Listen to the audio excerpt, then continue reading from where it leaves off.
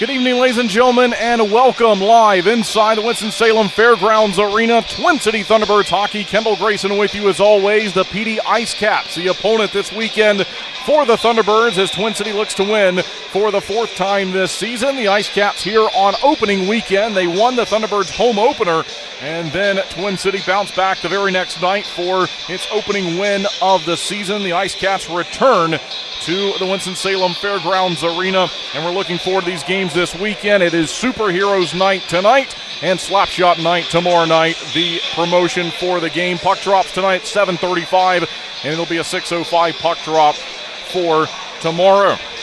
Well, last time on the ice, it was the Thunderbirds picking up a nice win back on Saturday of last weekend. The Blue Ridge Bobcats, the opponent, and Twin City scored 3 times in the second period on the power play to defeat the Bobcats in that game. Dyson Skinner was really good. Number 1 star of the night, 40 saves on 41 shots. Yuri Pastuka, Zach White, and Liam Blomquist scored those power play goals I just mentioned in the second period. And Blue Ridge got a goal in the third period, but too little too late at that point as the Thunderbirds won it. Final score was 3-1. They split games with the Bobcats last weekend, and they will be looking to get 2 wins. And that would mean 6 points if they can do it in regulation time this weekend in these back-to-back games against the PD IceCats. Next week, the Thunderbirds will be on the road behind enemy lines with a road game on Friday against Danbury, a road game on Saturday against Binghamton, and then another road game on Friday the 5th against this same PD IceCats team. So the next game here in this building after tomorrow night, you have to go to December the 6th. They'll have some home games in the month of December. Columbus on the 12th and the 13th, PD again on the 20th, and then the New Year's Eve game with the Bobcats returning. So that's the schedule coming up in the next few weeks or so. And as we always do, we'll keep you updated on the out-of-town scoreboard report. And we'll take a look at some games going on around the league this evening. It's a busy night in the FPHL. We have a 7-game schedule, including our game here. And 1 game already underway, and that's Danbury and Binghamton, the 2 teams that Twin City will see next weekend. So the Hat-Tricks and the Black Bears 1-1 in the first period at 7:30 tonight. Coming up in just a few minutes, Port Huron will visit Blue Ridge, and Port Huron was just in Whitville 3 weeks ago. They came down for a road series. Of course, last weekend it was the series the Bobcats had against the Thunderbirds, and now Port Huron back in Whitville again in 2 out of 3 weeks for them. So they're going to play a 2-game series. Indiana's on the road against Watertown tonight, and Biloxi on the road to play Columbus. Athens will play Monroe on the road at 7:05 Central, so 8:05 Eastern. And the final game of the schedule, also at 8:05, will be Topeka to play Baton Rouge. So that's what it looks like for the out-of-town scoreboard report. We'll check in on the standings and have a look at that on each side. And so the Continental Division, it's still Athens in front with 26 points. Monroe is in second with 19. Columbus and PD have 16 points. Biloxi with 9. Also Twin City with 9. And Baton Rouge with 4 points on the season so far this year. On the other side, the Empire Division, where the Thunderbirds played the cross-divisional games last week against Blue Ridge. They'll do the same next week as they go back-to-back on the road with Danbury and Binghamton. But in the Empire Division, it's the Black Bears leading the way with 29 points. Port Huron in second with 24. Danbury has 16. Blue Ridge 15. Topeka 14. Watertown 12. And Indiana with 4 points as well. And so as we move along here in our pregame show, getting ready for the series on the way between the Thunderbirds and the IceCats. And now we will take a look at the team leaders on each side. And so it's Gus Ford leading the way with 15 points. You see Josh LaBelle with 15 points as well. And he is the newcomer in the lineup tonight as he will make his debut with the Thunderbirds. But LaBelle playing with Danbury so far this season with some games, but 15 points, and he becomes the Thunderbirds' team leader for scores as a defenseman. He's tied with Gus Ford after that trade, and so he's yet to play a game here with the Thunderbirds, but with 15 points on the season, he'll be looking to build on that. Zach White with 12 points, and then we see the goaltenders down at the bottom with Dyson Skinner, a .910 save percentage, Boris Babic with an .879. We expect it to be Boris Babic who will go tonight on this Friday night. We also expect Ricardo Gonzalez on the other side for PD. .863 save percentage. Matt Sales has a .936. And you see the games played numbers. It's been Gonzalez that's been really carrying the workload this season for them. The Marcinkiewicz brothers, Patrick's and Dominic's, they have the lead on the point side of things for the IceCats. Houston Wilson has 14, but Patrick Marcinkiewicz has 16 points. Dominic's Marcinkiewicz with 15 on the leader side of things for each team. So we're getting ready to go. We will take a break and step aside here in the pregame show. When we come back, we will get ready to go for the Pine Tree Tavern first period. Of course, we will have all the pregame festivities. We'll have them for you live here on the stream this evening. As we always do, we also like to take time to thank you for tuning in. Thank you for joining us for this evening's game. We'll have the national anthem presented as always to us by the American Elevator Company, the Geico of Winston-Salem, Thunderbirds starting lineup, and then the call of the Pine Tree Tavern first period. It's another weekend of Thunderbirds hockey here at the Fairgrounds Arena, and it's about to begin. We'll step aside here in the pregame show and be right back. 2 pillows, endless possibilities. At Cotton and Crate, we make it easy to refresh your home season after season. Our 18x18 and 12x20 pillow sizes pair perfectly with our seasonal collections of interchangeable covers, so you can refresh your style anytime without cluttering up your closet. We're proud to team up with the Twin City Thunderbirds, celebrating hometown spirit and the comfort of home on and off the ice. Thunderbirds fans, enjoy $5 off your order at cottonandcrate.com with the code TBIRDS 5 off. Cotton and Crate, 2 pillows, endless possibilities. Maple Chase Golf and Country Club offers the best in recreational amenities in the Triad. Come enjoy a meal at the Pinebrook Bar and Grill, relax by our pool and cabana, and gear up at the Pro Shop while sharpening your skills on our 9,000 square foot putting green, and play around on our 18-hole Ellis Maples Design Championship Golf Course. You can find out more at maplechasecc.com. That's maplechasecc.com.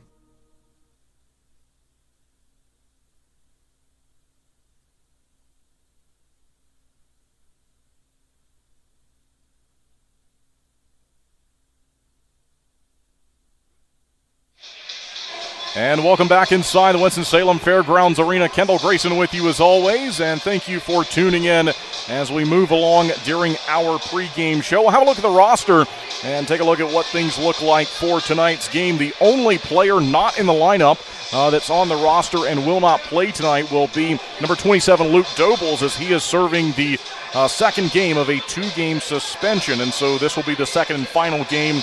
He will be available to the team tomorrow. But we'll go through the roster with Cade Hanley, Jacob Schnapp, Josh LaBelle, who again is making his Thunderbirds debut, Gus Ford, James Farmer, John Butita, Timothy Smirnoff will play again this weekend, Jan Salak, Roman Kramer, Zach White, Nate Keeley, Liam Blomquist, Yuri Pastuka, Michael Mania, who was a great guest on the Coach Harry Show earlier this week. Luke Dobles not playing tonight, Dion Demke, Don Carter Jr., and as I mentioned, it will be Boris Babic, who will try to record his third victory of the season in goal for this team.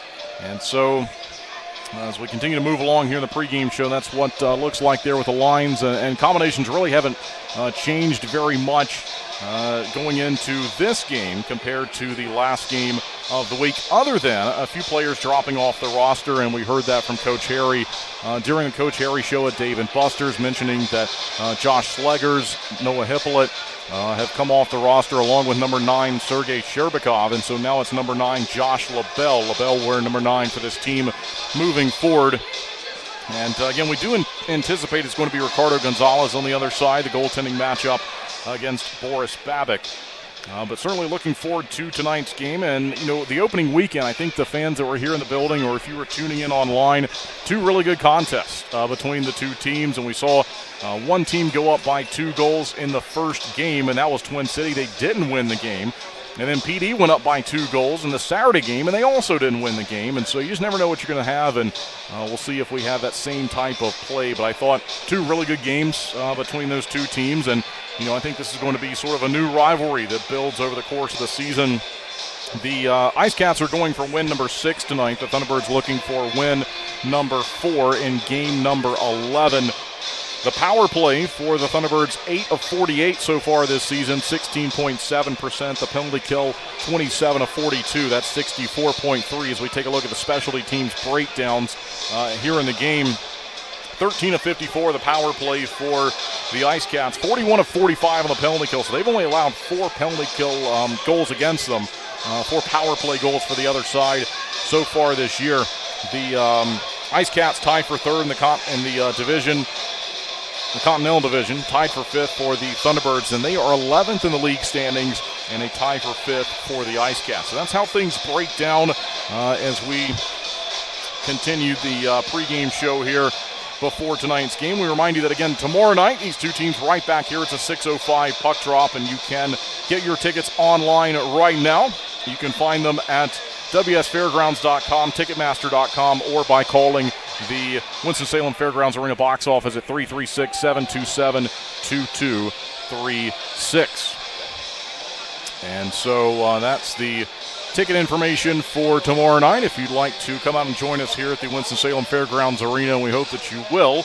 As I mentioned, it's the Superheroes promotion tonight, Slapshot for tomorrow night. But looking forward to this matchup between these 2 teams. We saw the scoring leaders. The scoring leaders in terms of goals for the Thunderbirds so far this season. Gus Ford has 8 of them. Zach White with 5. Roman Kramer with 3. And Jan Salak also with 3.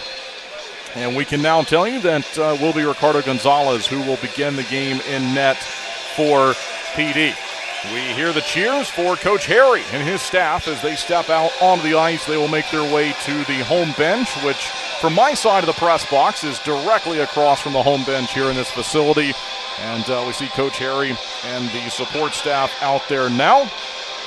And then it'll be head coach Gary Graham of the PD IceCats as they are ready to head out to the bench also. They have the doors open to our left. The red floodlights are on. The smoke begins to fill. And we're now just moments away from the start of tonight's game. We thank you as always for tuning in.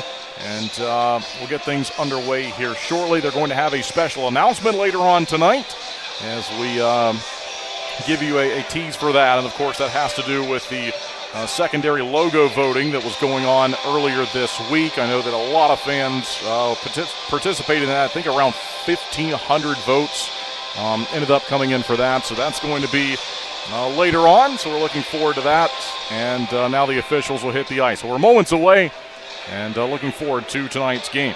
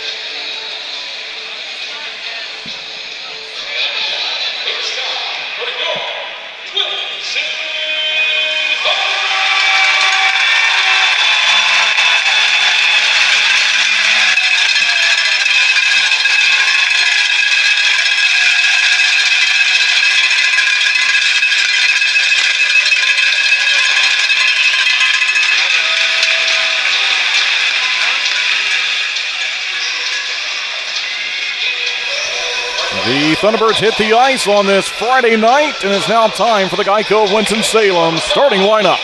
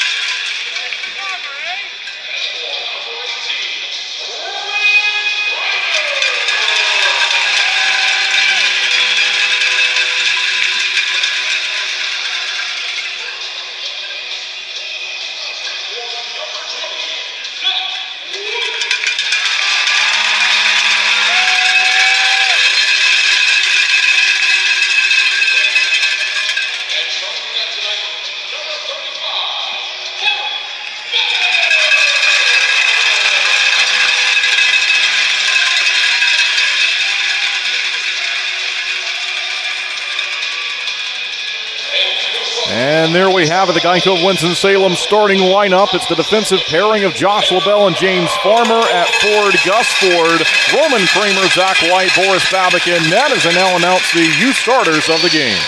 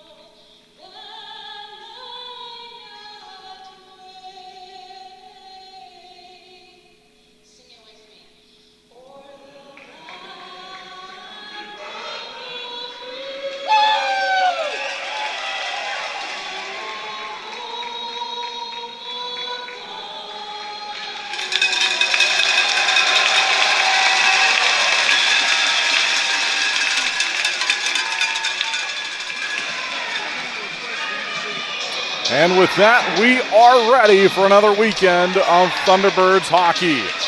Twin City will move right to left in the Pine Tree Tavern first period. PD will move left to right in the white sweaters. The Thunderbirds in the primarily dark set. And we'll see what we have between these two teams this weekend. Thunderbirds in search of win number 4 on the season. And, of course, it will be win number 4 here on home ice. They have 3 wins so far this year. All 3 have been right here in this building.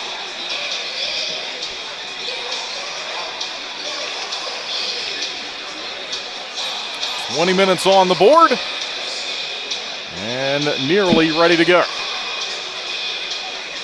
So it's the top forward line of Gus Ford, Roman Kramer, Zach White, defensive pairing Josh LaBelle and James Farmer, and number 35, Boris Babbitt. He's in search of his 37th win of his FPHL career. And already a bit of a hang-up to start the game. As I think finally we're ready to go. The officials ready to get us going. All right, here we go. Sit back and enjoy it. Thanks for tuning in. And Gus Ford wins the opening face-off from tonight's game, and we are underway. It's James Farmer looking to fire in to the offensive attacking area. Far side of the building, 10 seconds gone by in the Pine Tree Tavern first period. Found in the defensive territory by the IceCats, and Austin Pickford fires near side, and then eventually they'll look to chase it down. Boris Babbitt comes out to play it. And along the near side boards, they'll look to get it back to Thunderbirds. It's Popoff moving across the ice. Long shot, it's blocked, and Twin City finds it by way of Roman Kramer. 3 goals on the year for Kramer, up to Zach White, shooting one, and it goes wide, and then Gus Ford ran into the near side post. And looks like he'll continue on. He's all right, moving a bit slowly down the ice. This will be sent in from the IceCats, and icing is called with 19:14 left to go in the opening 20 minutes. And so we'll keep our eyes on Gus Ford as he goes off for his first line change of the evening.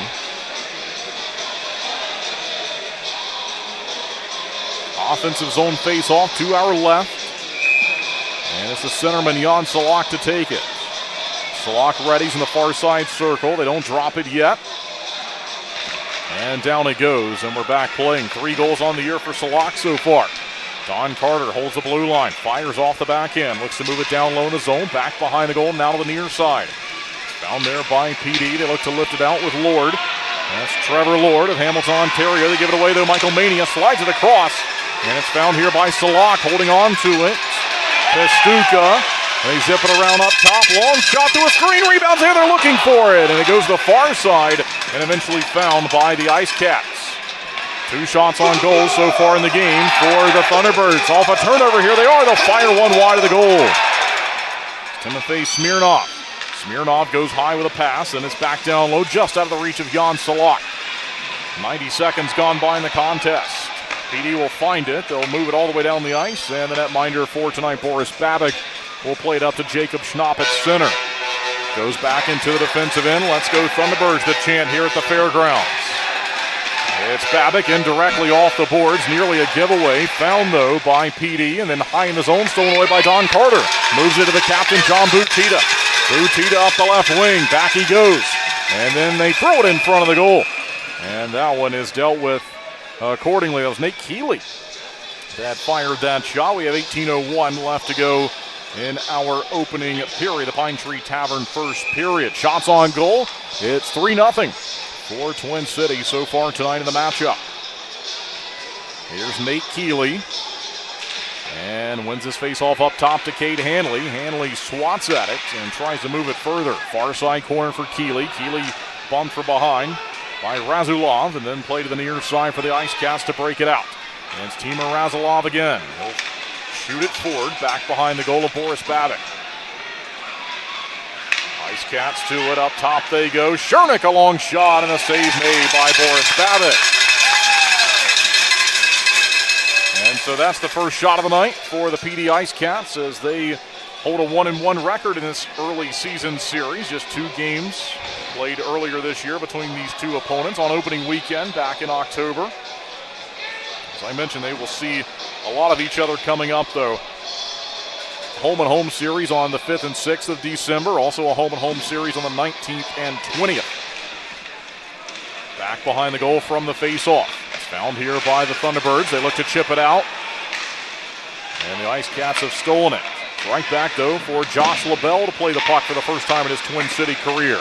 Into the near side corner. A stick save made there from Boris Babic as he just shoved it along with ease. Down to the half wall. Here's Prexler. Circling around for TJ Prexler. Goes up top, now down low. Back behind the net. They center. No one home. It's bouncing around. And Nate Keeley is able to find it. There's a check involved as well. Bit of a reverse hit there from Keeley. IceCats will pull it back into the defensive end. As they hold on to it behind their goaltender, Ricardo Gonzalez. He wears number 30 for this IceCats team, or 35, Boris Babic on the other side. Found by PD, they'll slide it high in the zone, all the way through center. As it's Zajac to move it ahead. Danny Zajac in his first game. A couple of new players to the roster for PD since we last saw them here about a month ago. It's chipped ahead. Roman Kramer takes a look back behind him, wants to see who's in the zone with him, and just out of the reach of Zach White, taken aside though by Gus Ford. Gus Ford in the far side corner, circles around, high in the zone they go. It's Hanley to Farmer. James Farmer slides it along, then chopped at by Zach White. White looks to try to find a play over to Gus Ford. He's taken off the puck, and the IceCats will get it again. 16:04 left to go in the Pine Tree Tavern first period, moving along nicely on this Friday night here in Winston-Salem. It's Farmer from the defensive end now. Out through center. And he collides with Jordan Popoff just along the blue line. Back the other way for the IceCats. They're onside. Janselak looking to take it away. He does. And finds an option back behind for Don Carter. Carter uses the glass to clear it here. This missed everyone. And this is going to go for an icing called against the Thunderbirds. 15:40 left to go in period one. If you're joining us for the pregame show, we had a look at the out-of-town scoreboard report, as we always keep everyone updated throughout the evening. And the game that was going on earlier, and the only one going on before our start time, Danbury and Binghamton, is still at a 1-1 tie.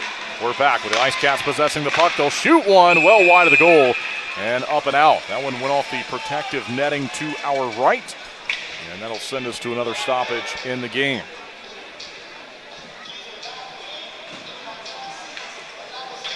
Thunderbirds enter tonight's game 6th place, really in a tie for 5th points-wise with 9 points in the Continental Division. PD just in front with 16. Offensive end face-off for the IceCats. They will shoot one, and it goes back behind the net of Boris Babic. They had a couple of chances there in the second drive. They got to go towards the goal.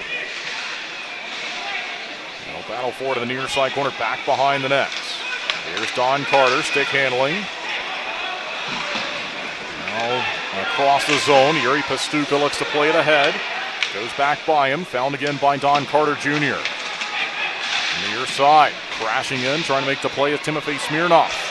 It rolls in front, but it's collected by Pastuka. Maybe can get it out to Mania. Mania decides to go on a line change and can't do it as they are guilty of icing, but that will send us to the opening media timeout of tonight's game. We will step aside as we are in a scoreless tie between these two teams early on in tonight's game. We'll be right back.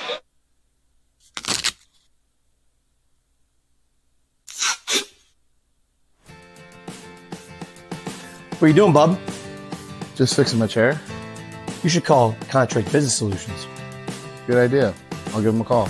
Proudly serving the Piedmont Triad area for over 17 years, Contract Business Solutions partners with leading manufacturers to create innovative, budget-friendly workspaces. From design and layout to delivery and installation, explore our capabilities at cbsworkspaces.com.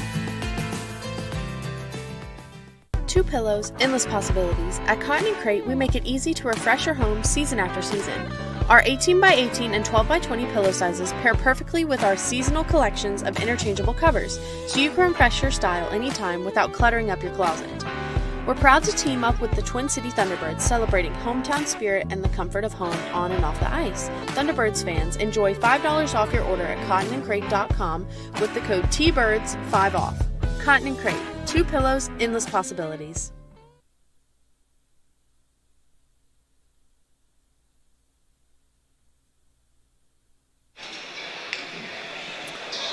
All right, so we return from the opening media timeout of tonight's game.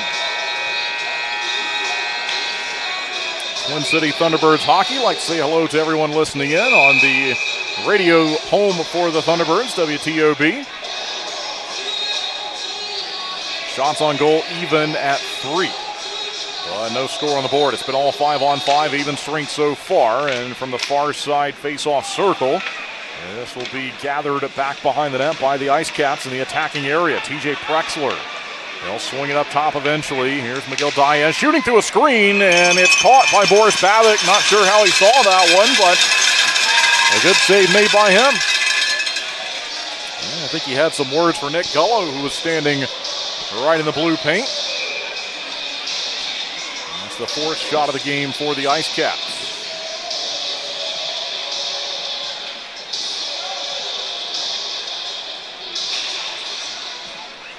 We're back. It goes back behind the goal. With the Thunderbirds looking for possession from this faceoff. Found by Cade Hanley. 1 assist on the season so far. Slides it along to Josh LaBelle. LaBelle gets it down the rink. LaBelle has 13 assists on the year. Holding on to it. Sends a pass to the near side to Jacob Schnapp. He lost it. And it's back for the IceCats. But a good check from Keeley creates a turnover to John Butita. There's a check from the big Josh LaBelle, 6'6", 220 pounds of Mississauga, Ontario. Same hometown as James Farmer. Back behind the net here for Hanley. Cade Hanley will patiently play it to LaBelle. Josh LaBelle fires over the red line, looking for a play from Roman Kramer. Kramer goes skating quickly up the left wing, just out of the reach of Kramer, and found first by Austin Pickford for Petey.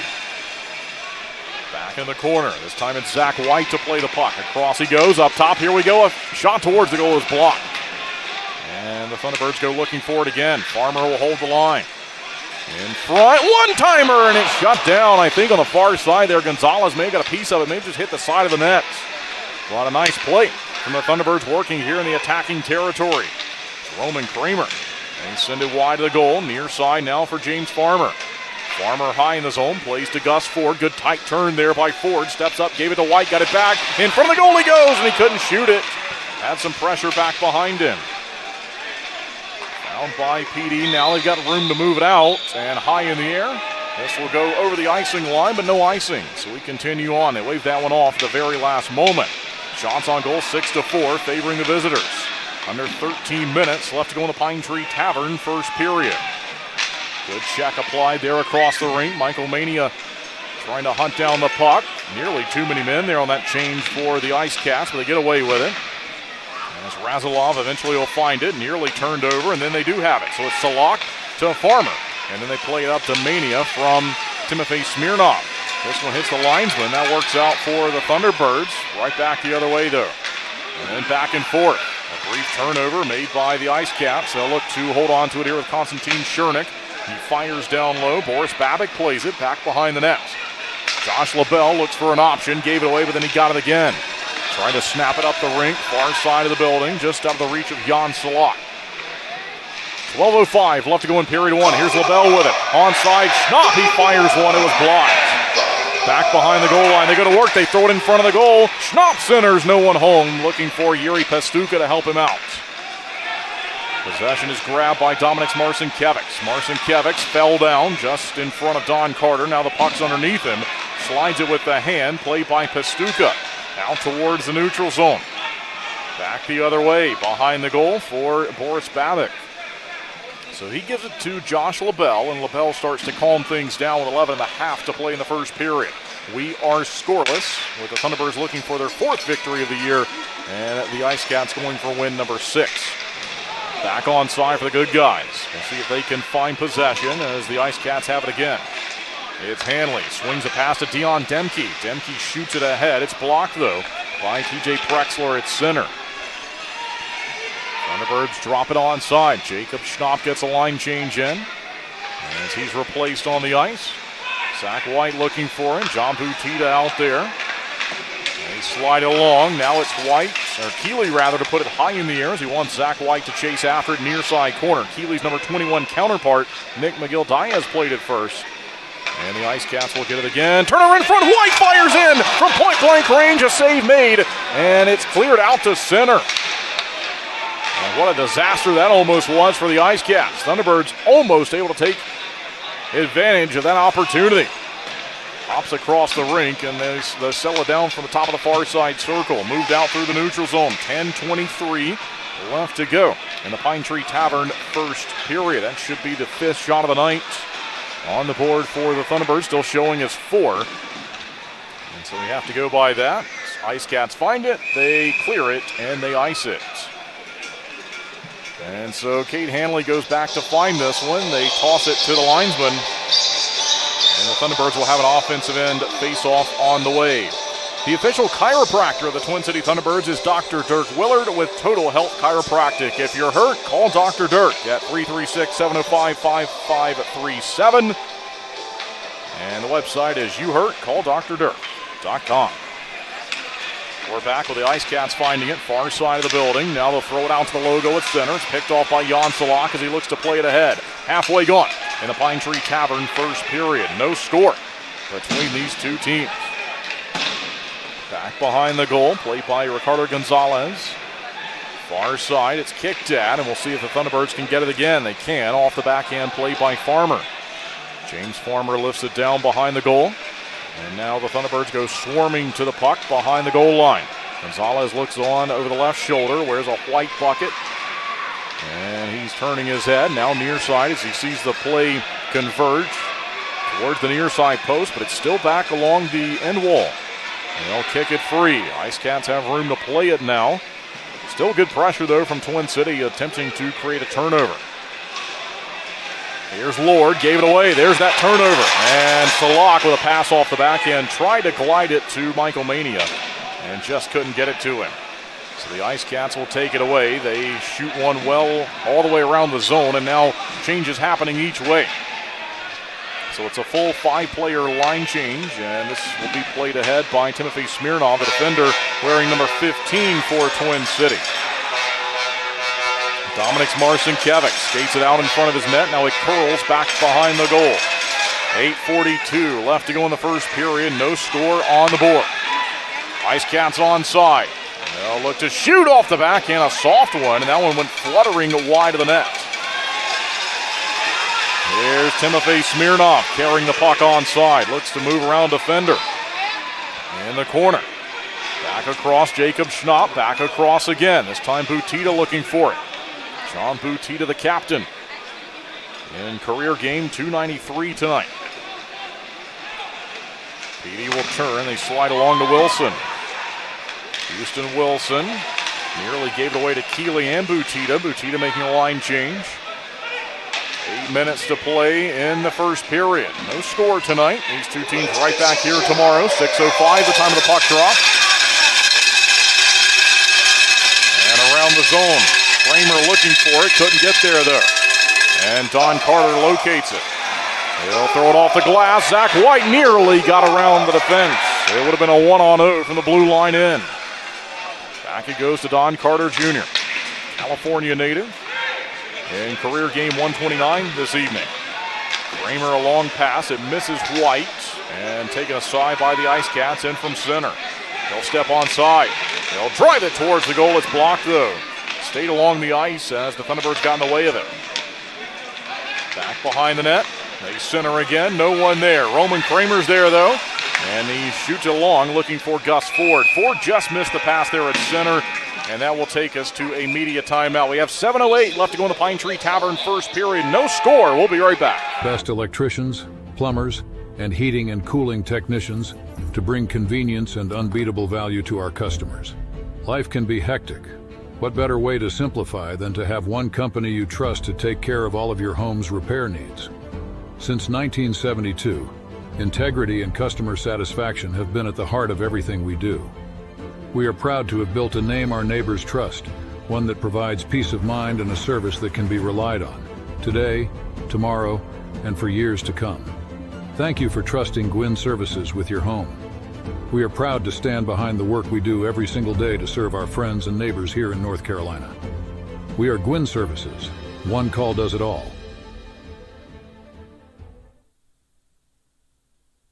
Every car gets warning lights, but did you know the color actually means something too? Red indicates an issue that requires immediate attention. Orange indicates a less urgent issue, like a vehicle service requirement. Blue and green give you information on lights and indicators. The more you know with Flow.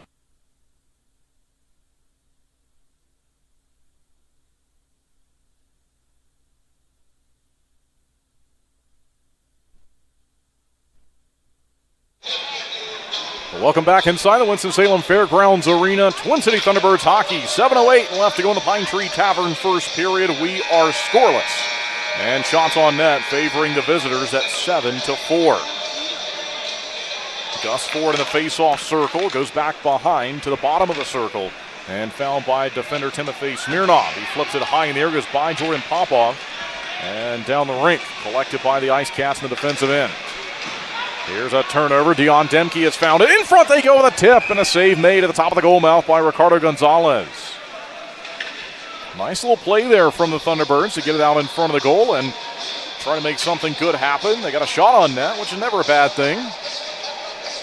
Gonzalez has been pretty good this season for the IceCats. 4-2 record, has a career record of 29-29 in this league.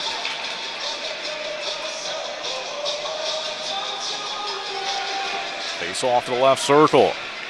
See if the Thunderbirds can track it down. Goes into the near side corner. Eventually played all the way around. And so from the opposite side of the zone, they swing it back. As Razulov will move it down the ice, and icing will be called here as they miss the play at center. And so once again, this will go back into the Thunderbirds attacking area. So 6:05 is the time of the puck drop tomorrow night. It is slapshot night here at the Fairgrounds. Out-of-town scoreboard report, it's still 1-1. The early start for Danbury and Binghamton. Actually, as I say that, now it's 2-1 favoring the Black Bears. They've just gone up. So we'll keep you updated on the scores from around the league, as we always do each and every night. Port Huron leading Blue Ridge by a couple of goals. Turnover here in the offensive end, and the penalty called against PD. Thunderbirds to it, though, as Boris Babbitt goes racing off the ice. We'll see the first power play of tonight's game. Jan Salak takes a check, stays on his skates, though.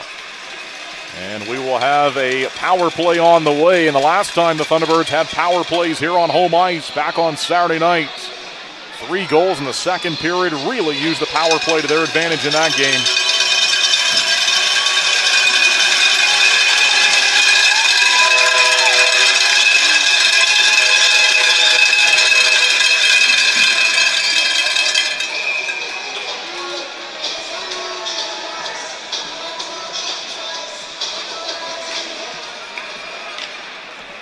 And we're back. So it's a power play for the Thunderbirds as it's down towards center ice. Now right back on side of the 5-on-4. They look to move into the near side corner. Back behind the goal it goes. Back and forth. They had a play out in front there. Jacob Schnapp looking for Gus Ford. Now Ford has found it. Across the zone to find Roman Kramer here on the power play. Kramer looks one way. Then he goes indirect off the kick play to the bottom of the boards. Zach White, Gus Ford up top. One-timer from LaBelle. Goes screaming wide of the goal. Falls down for Zach White. Still on side here for the Thunderbirds on the power play. Ford steps up, gives the pass Josh LaBelle. LaBelle finds Kramer. Roman Kramer circles away from the defender. Back into the corner. And once again behind the goal, eventually to Ford, and they throw it just wide of the goal mouth. LaBelle skating over, cannot hold the zone. And so it's out to center. And played again here by the Thunderbirds. Onside, Gus Ford. Here's Ford up the left wing, as they'll run into him, and a turnover. The IceCats to it, and they will clear. So Thunderbirds frustrated here on this power play. They'll make some changes. Timothy Smirnov has it. If you were joining us during the pregame show, I mentioned only 4 power play goals have been given up by the IceCats so far this season, as they are 41 for 45, entering tonight's game at 91.1% on the year. Offside here, and so a stoppage with now 5:02 left to go in the Pine Tree Tavern first period. And 43 seconds left on the man advantage. We're back with the Thunderbirds looking for it onside, but then it goes back out to the neutral zone. Pestuka fires a no-look pass off the backhand, and they're back on side of the power play. As the second unit is out there now, Mania looking to hunt it down, side of the circle, eventually found high in the zone by Yuri Pestuka. Pestuka tries to play it ahead. And it's moved down the rink by the IceCats. Only 15 seconds now remaining on this opening penalty of tonight's game. Under 4.5 now to play in the period. They try a long pass. That was going to be a Hail Mary up the middle to Gus Ford, and it nearly landed, but it was shot down to the blue line, cleared one more time, and that's it for the game's opening power play. We play 5-on-5 again. Is out of the box is Konstantin Chernik. Cade Hanley searching for it. It goes to Roman Kramer, then Zach White. White will flip it high in the air, falls down back behind the net of Ricardo Gonzalez. They look to find it. 2-on-2 the wrong way. Here come the IceCats with Prexler, but he couldn't fire it. So Quitlam, British Columbia native. As a teammate of his is hauled down in the corner there. He got tied up, Dustin Jasso, and he got spun around. So as Jasso gets up with 3:44 to play in the first period, we continue on. Shots on goal favoring the IceCats 8-4. 2-on-2 now for the good guys in from center. Gus Ford, he's knocked down, shot it anyway. It's underneath Gonzalez. He wasn't sure where it was, but he gets the whistle. 3:34 to play in the Pine Tree Tavern first period. It's the media timeout. It's the final media timeout of the first period. We'll step aside and be right back in this scoreless tie. Being your best is hard. You got to take care of yourself. You got your husband. Let's put in a pool. For the kids. For the kids. Forget the car. How about a motorcycle? And if you own a business? We need servers from, like, this century. Oh, yeah. At a Legacy Federal Credit Union, we're committed to helping you be your best you. Whether it's with an unbeatable car loan rate, home equity line of credit, or small business help. Who's the best? Visit alegacy.org for our best rates. Maple Chase Golf and Country Club offers the best in recreational amenities in the Triad. Come enjoy a meal at the Pinebrook Bar and Grill, relax by our pool and cabana, and gear up at the Pro Shop while sharpening your skills on our 9,000 square foot putting green and play around on our 18-hole Ellis Maples Design Championship Golf Course. You can find out more at maplechasecc.com. That's maplechasecc.com.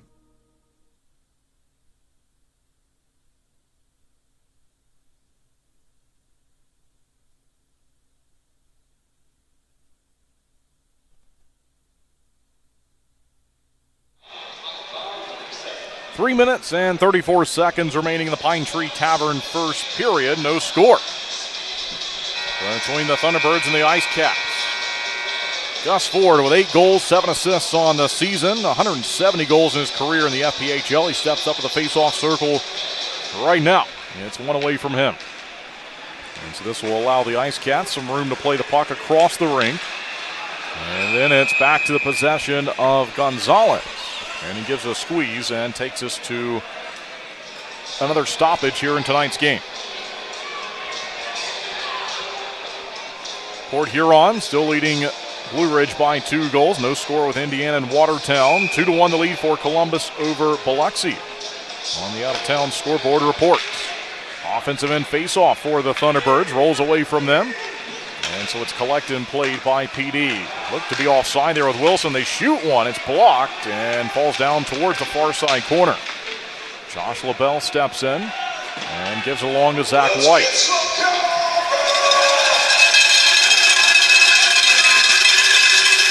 Shots on goal. Updates to show 10-5. Here's Wilson onside as the IceCats look to take the lead. They'll hold on to it. Across the zone they go as Butita looks to take it away. Now Carter. Still controlled, though, by Patrick's Marcinkiewicz. Gave the pass to Chernik. Konstantin Chernik. Slides it along. Patrick's Marcinkiewicz. Dips down behind the goal line. They'll throw it off the end wall. And played ahead by Dominic's Marcinkiewicz. Waits, near side. They slide the pass way across, and no one's home on the far side of the building. Thunderbirds need to find this one. Marcinkiewicz goes across. Found by Butita, and he slaps it out of the zone. It'll just be a brief change, though. Looks like 3 skaters. And then PD turns it over as they try to cross onside. So the Thunderbirds will have it up the left wing with Nate Keeley. Here's Keeley quickly up the wing and moved off of it as he looks to find it back behind the goal. Jacob Schnapp in the battle as well. Butita out there with Farmer and Hanley. Down behind the goal line and found by the IceCats. They turn it over, though, and here's Hanley. Uses a brief slap shot there, sort of a half slap shot to power it ahead, chop it onside, and the IceCats get a line change. They work it now with 1:45 left to go in the Pine Tree Tavern first period. See if the Thunderbirds can locate it again. I'll look for it here with a speedy Michael Mania. He's found it. And down behind the goal line, he takes a crunch, stays on his skates, though, near side. Here's Farmer shooting towards the goal. It's off the glass. Takes a lively hop, though. And Jan Salak's to it. Here's Salak near side with a pass to find Mania. Back behind the goal for Salak. He protects it. Gives to Pastuca to Mania. One-timer goes wide of the goal as it just settles down here in the near side corner. Nice play there. Across the zone. Good zone time for the Thunderbirds. Long shot from Hanley. Swallowed up by Ricardo Gonzalez. 64 seconds remaining in the Pine Tree Tavern first period. It's been all 5-on-5, but one penalty taken by Konstantin Chernik for cross-checking at 13:43 of the opening period.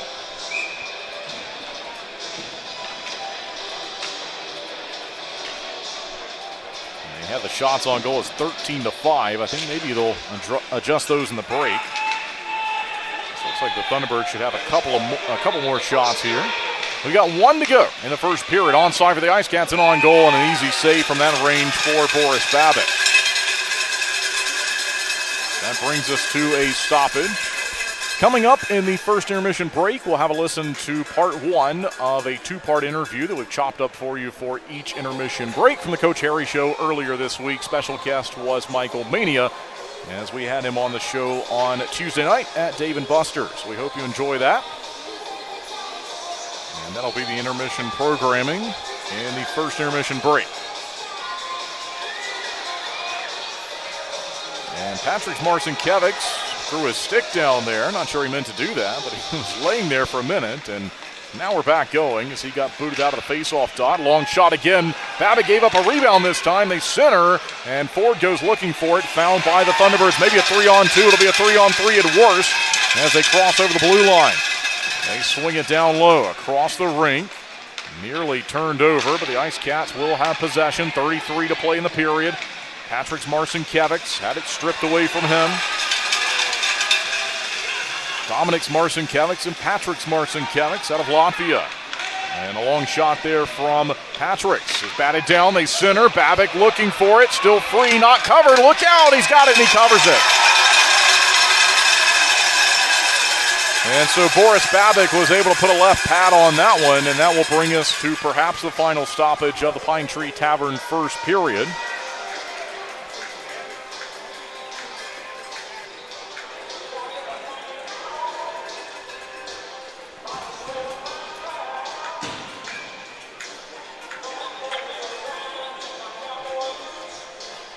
Defensive end face-off. And IceCats will win it. They chop it towards the goal. Jacob Schnapp will find it and shoots it just by John Butita, but it's covered up here by Gonzalez with just 5 seconds left to go in the first period. And so this is going to create a late face-off situation in the attacking end for the Thunderbirds. We'll see if they can win this one and then get something towards the goal of Ricardo Gonzalez.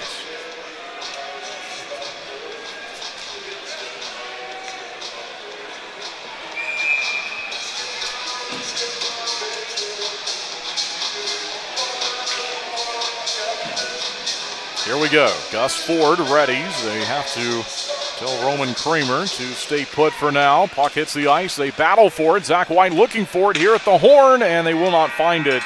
And that's it for period number one. And so we go to our first intermission break in this scoreless tie. Right now the shots on goal favoring the IceCats at 14-8. And they announce that now. And so PD will exit to our left. The Thunderbirds will soon follow, except they'll go also to our left, but they'll use the far side door closest to the Thunderbirds locker room. And so that was the Pine Tree Tavern first period. Flow is the period sponsor for period number two, so we'll have the Flow second period coming up for you shortly. Well, we're going to have some intermission programming here in the building. Our audio listeners, we are in our first intermission break, and we will step aside on that side of things But here in the building, we will stay with you for the early portion of the intermission programming that will take place here at Center Ice, as we hope you enjoy that. So we'll stay live with you here on the video side of things and be right back on the audio side. But after the opening period of tonight's game, a no score between the IceCats and the Thunderbirds.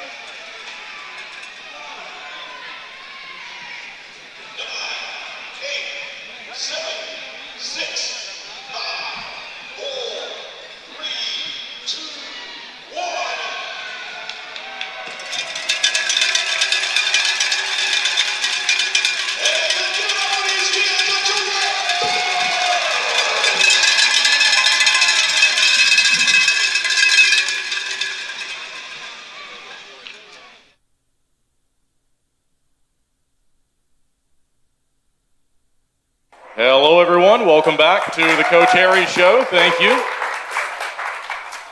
So, Coach, we talked about the Friday night game in Blue Ridge. Now we'll turn around to the home game on Saturday night.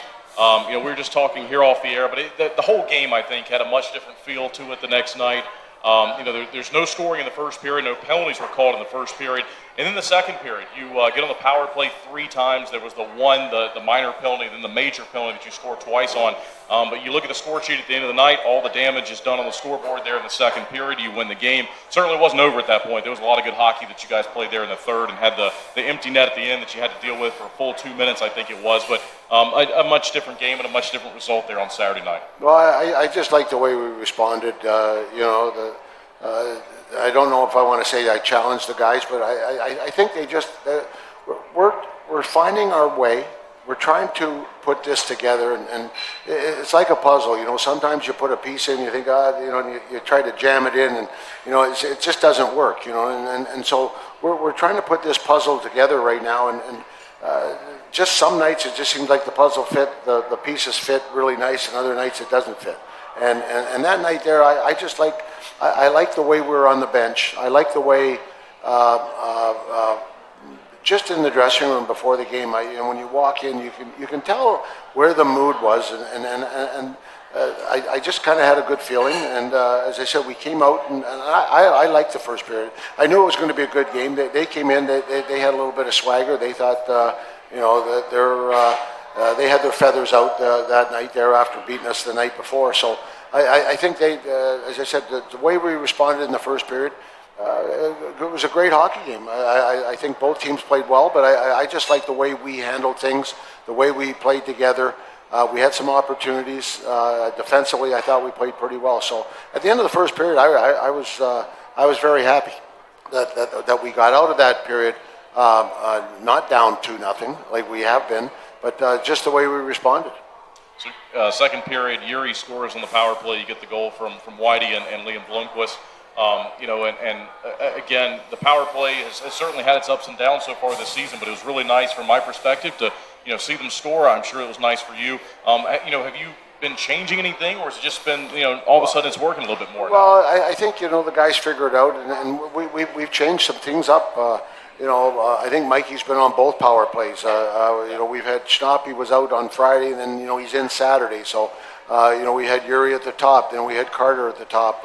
The other power play, we had a couple of different guys down and up and down, and so we really haven't had the consistency of players where they want to be. That's still no excuse. We still got to produce, but we just weren't clicking. We weren't shooting when we should be shooting. We weren't doing some things that you need to do on the power play, and I think with Timu now, Smirnoff coming in, he kind of he's a power play guy.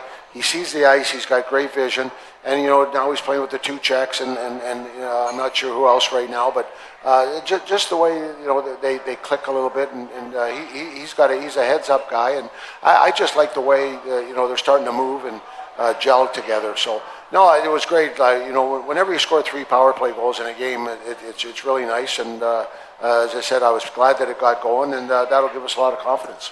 You mentioned Smirnoff, and that's probably a player we should tell the fans about and talk about a little bit. He flew in on Thursday. You add him to the roster on Friday. So I know he was out there floating around this weekend, number 15, didn't have a name bar, and I'm sure some of the fans say, who is this guy? He was a late add of the roster there on Friday. So tell everyone about him and, what you expect him to contribute. And we've already seen him contribute here last weekend. No, he's a skilled guy, and he's learning the game. He's just a youngster like this one over here, and actually younger, and but he's got some skill. He can skate. He's got some vision, and he jumps up a little bit. He's really offensive in his mind, and so we're going to have to curb that just a little bit at times. But I just love the way he plays, the way he handles the puck, and he's got a lot of confidence with it. So. After 2 games, his ceiling's really high, and actually, the one thing I like about our team, all our young guys. You always talk about when you talk about a player, Mikey. The guys like our younger guys. Their ceiling is really high. There's a lot of room for improvement. Do I like the way they're playing now? Yeah, but there's room for improvement, and sometimes the older guys, they've been here for a few years. What you see is what you're going to get, and that's still pretty good. But as I said, what you're going to see is what you're going to get. I know the young guys are going to improve, daily and get better. So, but Timu is going to be a big part of our team offensively and help push the puck up the ice. So we go back to the Saturday game, and I know the power play goals is something that everyone's going to remember and think about.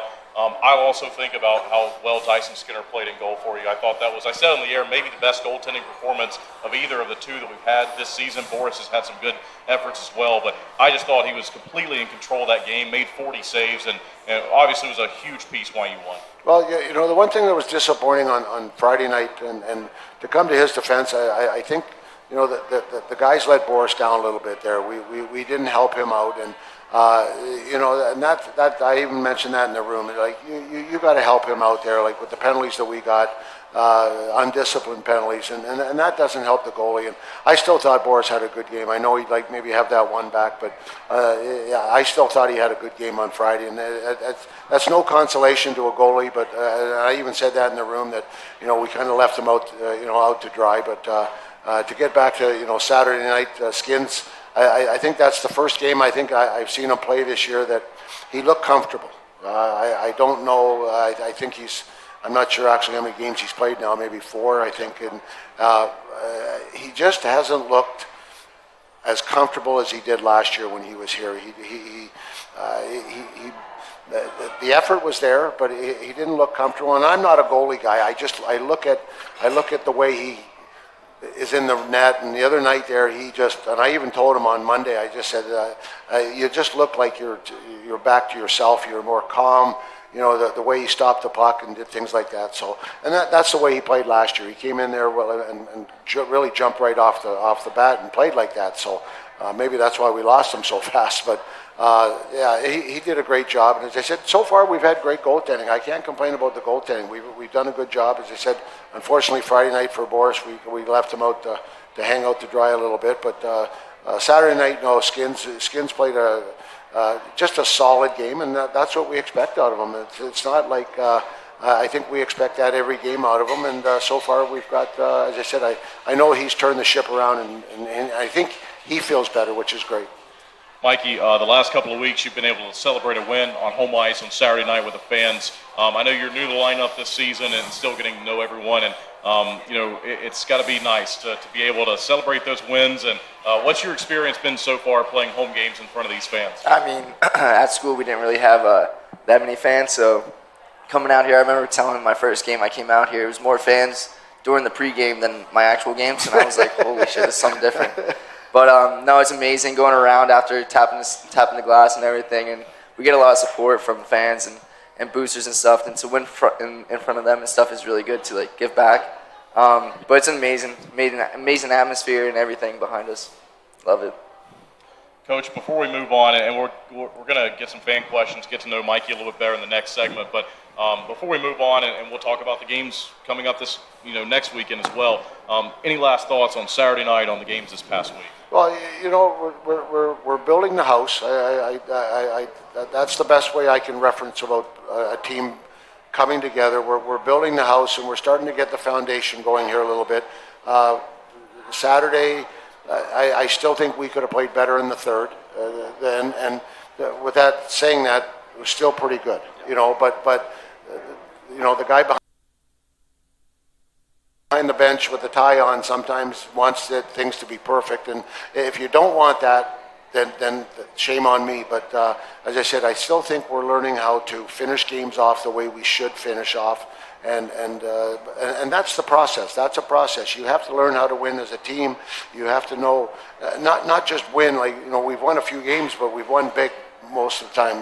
We've scored 5 goals, or and now when it's a 3-0 or 3-1 hockey game, you got to know how to finish that off, and that's a whole different mindset. And until you go through it, I thought we handled it pretty good.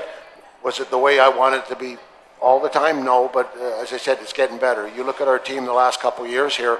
We're going in the game 3-0 at the end of the second period, and basically you could have gone home because you knew it was probably over the way we normally would play. So. And that's the way we want to get to. And until you go through it, this is a different group. Until you go through it as a group, you don't know how you're going to handle it. And as I said, for the most part, I liked it. I didn't love it, but I liked it. And as I said, we're pushing to where the coach loves it. And as I said, that's just something that the more we do it, the better we're going to feel about ourselves and have the confidence into finishing it off. So, as I said, Saturday was, at the end of that game, as Mikey said, the guys going around tapping on the glass, that's a great feeling. And those are the things you don't want to lose. And so that's an even more motivation, to do the things the right way. So, you get that pat on the back. I don't know if it's a pat on the back, but just that emotion that you want to have at the end of the game.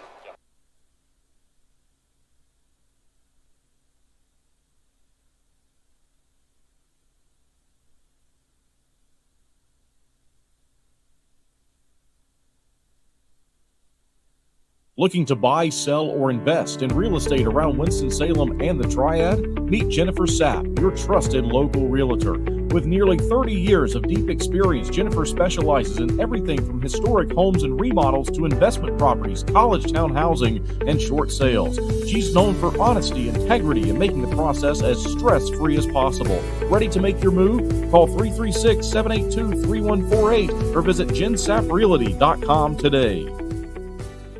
Introducing Flow Rewards, the exclusive rewards program for Flow Automotive customers. With Flow Rewards, every vehicle purchase and service visit earns you points towards future maintenance on your vehicle. To start earning and redeeming Flow Rewards points, download Flow Garage, make an account, and add your vehicle. If your account is already set up with your vehicle, you'll start earning rewards points automatically. Add family members to your household to earn Flow Rewards points together. Don't miss out. Download the Flow Garage app to start earning Flow Rewards points with your next service visit or vehicle purchase. And welcome back live inside the Winston-Salem Fairgrounds Arena. We hope that you enjoyed the conversation there with Coach Harry and Michael Mania, who was the guest on our Coach Harry Show from back on Tuesday at Dave & Buster's. We will be at Little Italy this upcoming week with Boris Babic scheduled to be the guest on the program, so we're looking forward to that, 7 o'clock, the time of the show. They have adjusted the shots on goal here in the building during the intermission break, and so now it's showing as 14-8 here in the building. We have it scored online as 14-9 in favor of the Thunderbirds, not in favor of the IceCats as it was showing earlier. And so I sort of alluded to maybe that was going to get adjusted. I thought it should have been, and we do see that official change made. Nothing to tell you about in terms of goals. During the Pine Tree Tavern first period, we are scoreless tonight. One penalty back in the first period. Konstantin Chernik at 13:43. He was called for cross-checking. And the penalty kill for PD, now 42 of 46 on the season. Coach Harry returning to the ice now with his slide along the ice as we see him do when he heads back out there. And so again, shots on goal at 14-9 officially. The out-of-town scoreboard report from around the FPHL. It is Binghamton with 4 goals on the board. Danbury now with 2 goals, so it's a 4-2 lead there in the second period. Port Huron has a 2-0 lead on the road at the Hitachi Energy Arena, where we were for Friday night's game a week ago last week against Blue Ridge. So it's Port Huron 2 and Blue Ridge no score. Indiana has a 2-0 lead on the road against Watertown in the first period. 2-1 is the lead on home ice for Columbus over Biloxi. No score between Athens and Monroe. And Topeka down in Baton Rouge this weekend, and it's a 1-0 lead on the road for Topeka. Busy schedule again tomorrow as, of course, these two teams will be right back here, same place at 6:05, a different start time, 6:05 tomorrow, but Binghamton will play Danbury, Biloxi will play Columbus, Port Huron against Blue Ridge. Once again, it's Athens and Monroe, and Topeka and Baton Rouge, the games on the schedule for tomorrow. 6:05, the time of the puck drop, and you can get your tickets online at WSFairgroundsArena.com. You can also visit Ticketmaster.com. You can go to TwinCityThunderbirds.com and be redirected to one of those two places. You can also call the arena box office at 336-727-2236 as we hope to see you out here tomorrow. Almost ready for the Flow second period. The IceCats will return. And here comes Boris Babic to lead the Thunderbirds back to the ice for the middle period.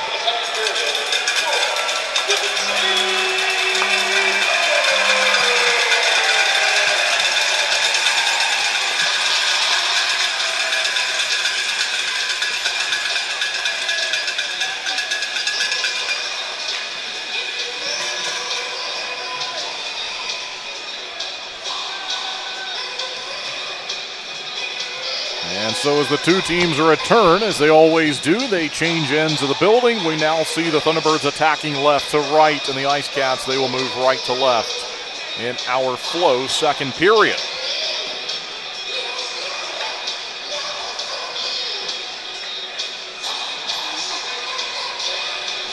Middle period will begin even strength, 5-on-5, as the Thunderbirds look to defeat the IceCats for the second time this season. And we'll see which team strikes first here in the game.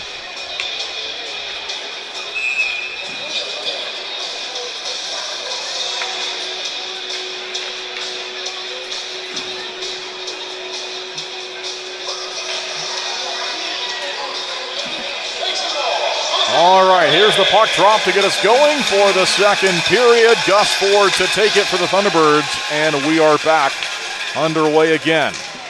So the IceCats will play it forward here, and immediately this will be whistled down with 19:53 left to play in the second period. Just a few seconds gone by, and we'll see the face-off come down the rink and to the attacking end of the Thunderbirds, which is to our right in this second period.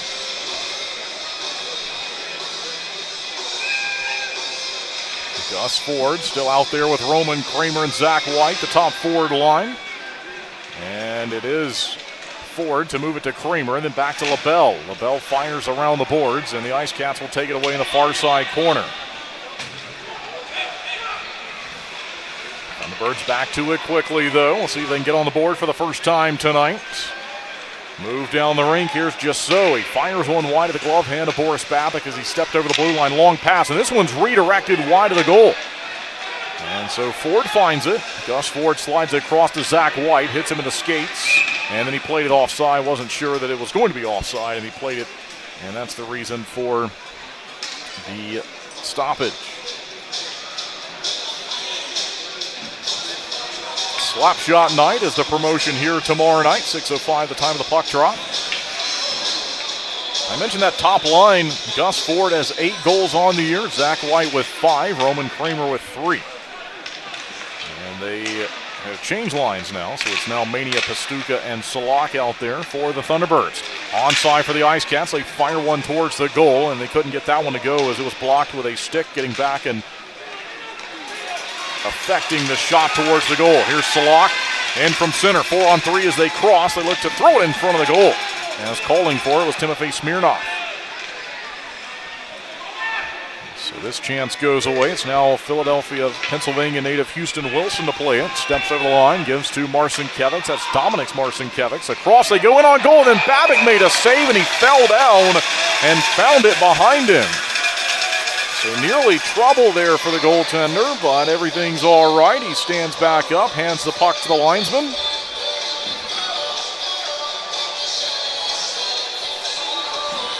With 18:39 left to go in the Flow second period.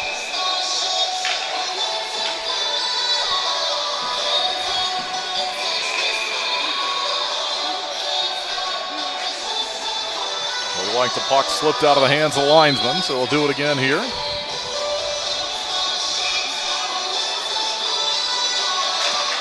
And a good face-off victory for Nate Keeley. Goes down behind the goal line. Now they'll swap and give to Dion Demke. He evaded the check and got up to Keeley. Keeley in from center. It's swatted at by John Butita. He'll look for it now behind the goal line. There's Keeley to find it. Up top they go to Demke. Near side for Josh LaBelle. LaBelle slides it down low. Jacob Schnapp looking for it now Butita. Butita's got it. Up to LaBelle. Shoots it. A one-timer. It's blocked high in the zone. It's out to center, and LaBelle is there to make the play on it. Josh LaBelle of Mississauga, Ontario. First game with the team. 34 career goals in from the line and kicked out by Ricardo Gonzalez. And the IceCats have a player chopped down with Chance Adrian. Stands up. And Twin City has found it again. That was the 15th shot of the night officially for the Thunderbirds. Up to Gus Ford. Ford fires one just wide. He had some space to shoot there in search of his 9th goal of the season. PD holding on to it with Dustin Jasot. Dropped it back behind the net. They're making changes. Actually, the zone just fills now, and now they look to go. They'll swing one out towards center. It's blocked from a turnover. Roman Kramer has it. Now to Zach White looking for Ford in front of the goal. Holds on to it. Now he fires down low. Chopped away from Gus Ford and cleared out to the red line at center. We have 17-13 remaining in the Flow second period. Still no score in tonight's game. Thunderbirds want to change that. Zach White loads up, fires, he scores!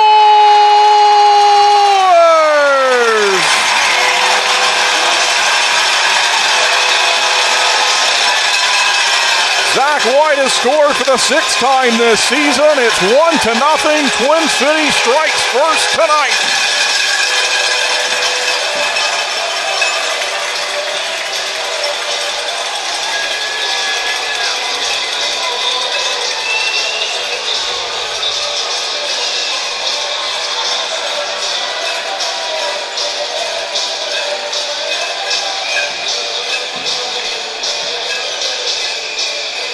Jan Salak to take the face-off after the opening goal.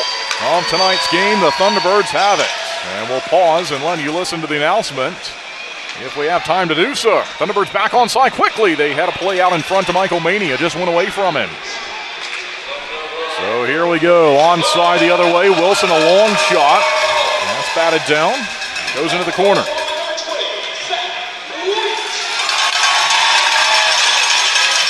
And there's the announcement for the goal for Zach White. Gus Ford on the primary assist. And Roman Kramer with a secondary helper. So shots are now 16-10. Here's potentially another turnover there as Nate Keeley was looking to steal it away. And held on to here from the defensive zone for the IceCats. They'll drag it over the center ice red line. Controlled here from Austin Pickford. Pickford turns, will fire off the glass, back in behind the goal. And Boris Babic takes a look back behind him. John Butita crosses out to center ice. Thunderbirds up 1-0 here in the matchup. It's tracked down by Jacob Schnapp. Back behind the goal of Ricardo Gonzalez. They swing it around the near side. There's Keeley to play in from center. And we'll see if Twin City can find it again. Kramer back behind the line. Just overskated it though. Really didn't have a play on it as he just was able to block the advancement of the pass from the IceCats. And now they look to take it away. It's Zach White at 2:59 of the Flow second period. PD's onside here. Look out. They fire one, and Boris Babic makes a nice save. Aggressive at the top of the crease. Could have numbers in from center. Here's White again. Already has scored once. Back to Ford, who's open. Ford centers it, and a collision to the far side post. And a stoppage with 14:58 left to go in the Flow second period as the net comes dislodged. Media timeout. We'll stay here with you for this one.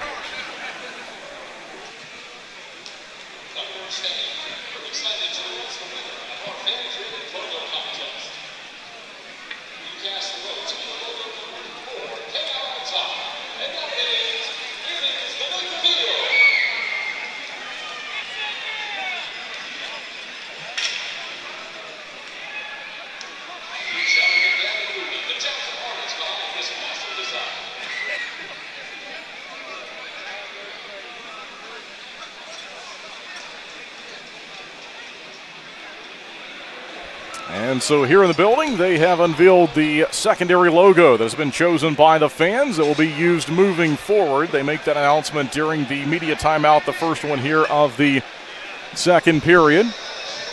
And we thank everyone who voted in that. As I mentioned earlier, around 1,500 votes came in just a few days as they were looking to select that logo moving forward. And I can tell you from seeing the numbers behind the scenes, it was overwhelming that the logo number 4, as it was listed, was chosen by the fans. They had the 3 logos that were out there, and I think there was a bit of a buzz in social media trying to get the 4th one included, and so the Thunderbirds listened to that, and the 4th one ends up being the winner in the alternate secondary logo fan vote. So they unveil that here during the break, and we're back again. It's chopped in by Zach White, 2-0.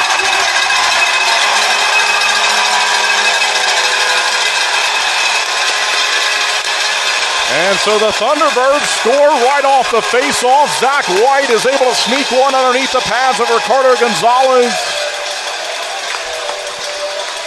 Seconds after the new bird logo is unveiled in the break, and number 2-0 makes it 2-0.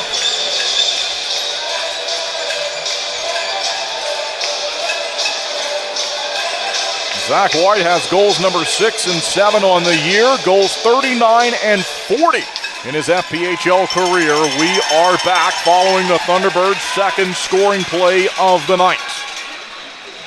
Into the near side corner for the IceCats. And we'll hold for this announcement as well as the PD IceCats will ring one off the post. Stays out.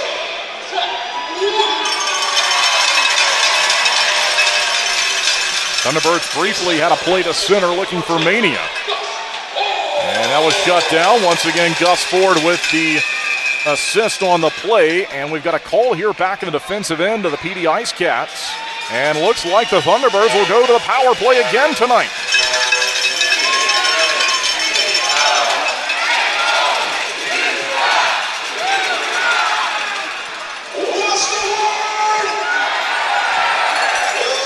All right, so it'll be a 5-on-4 man advantage for the Thunderbirds as they attempt to score power play goal number 9 here in their 10th game of the season. 11th game, actually, tonight, so looking for the 9th goal now in less than 11 games.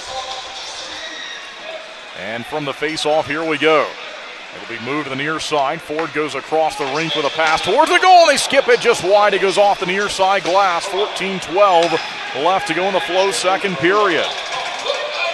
It'll be played ahead by the Thunderbirds. Now Gus Ford from the defensive end. Ford holding on to it. Stick handling. Swings a pass looking for Zach White. And the signal was from the netminder Gonzalez. He was trying to direct traffic. Did that the best he could. And now the IceCats advance from the defensive zone.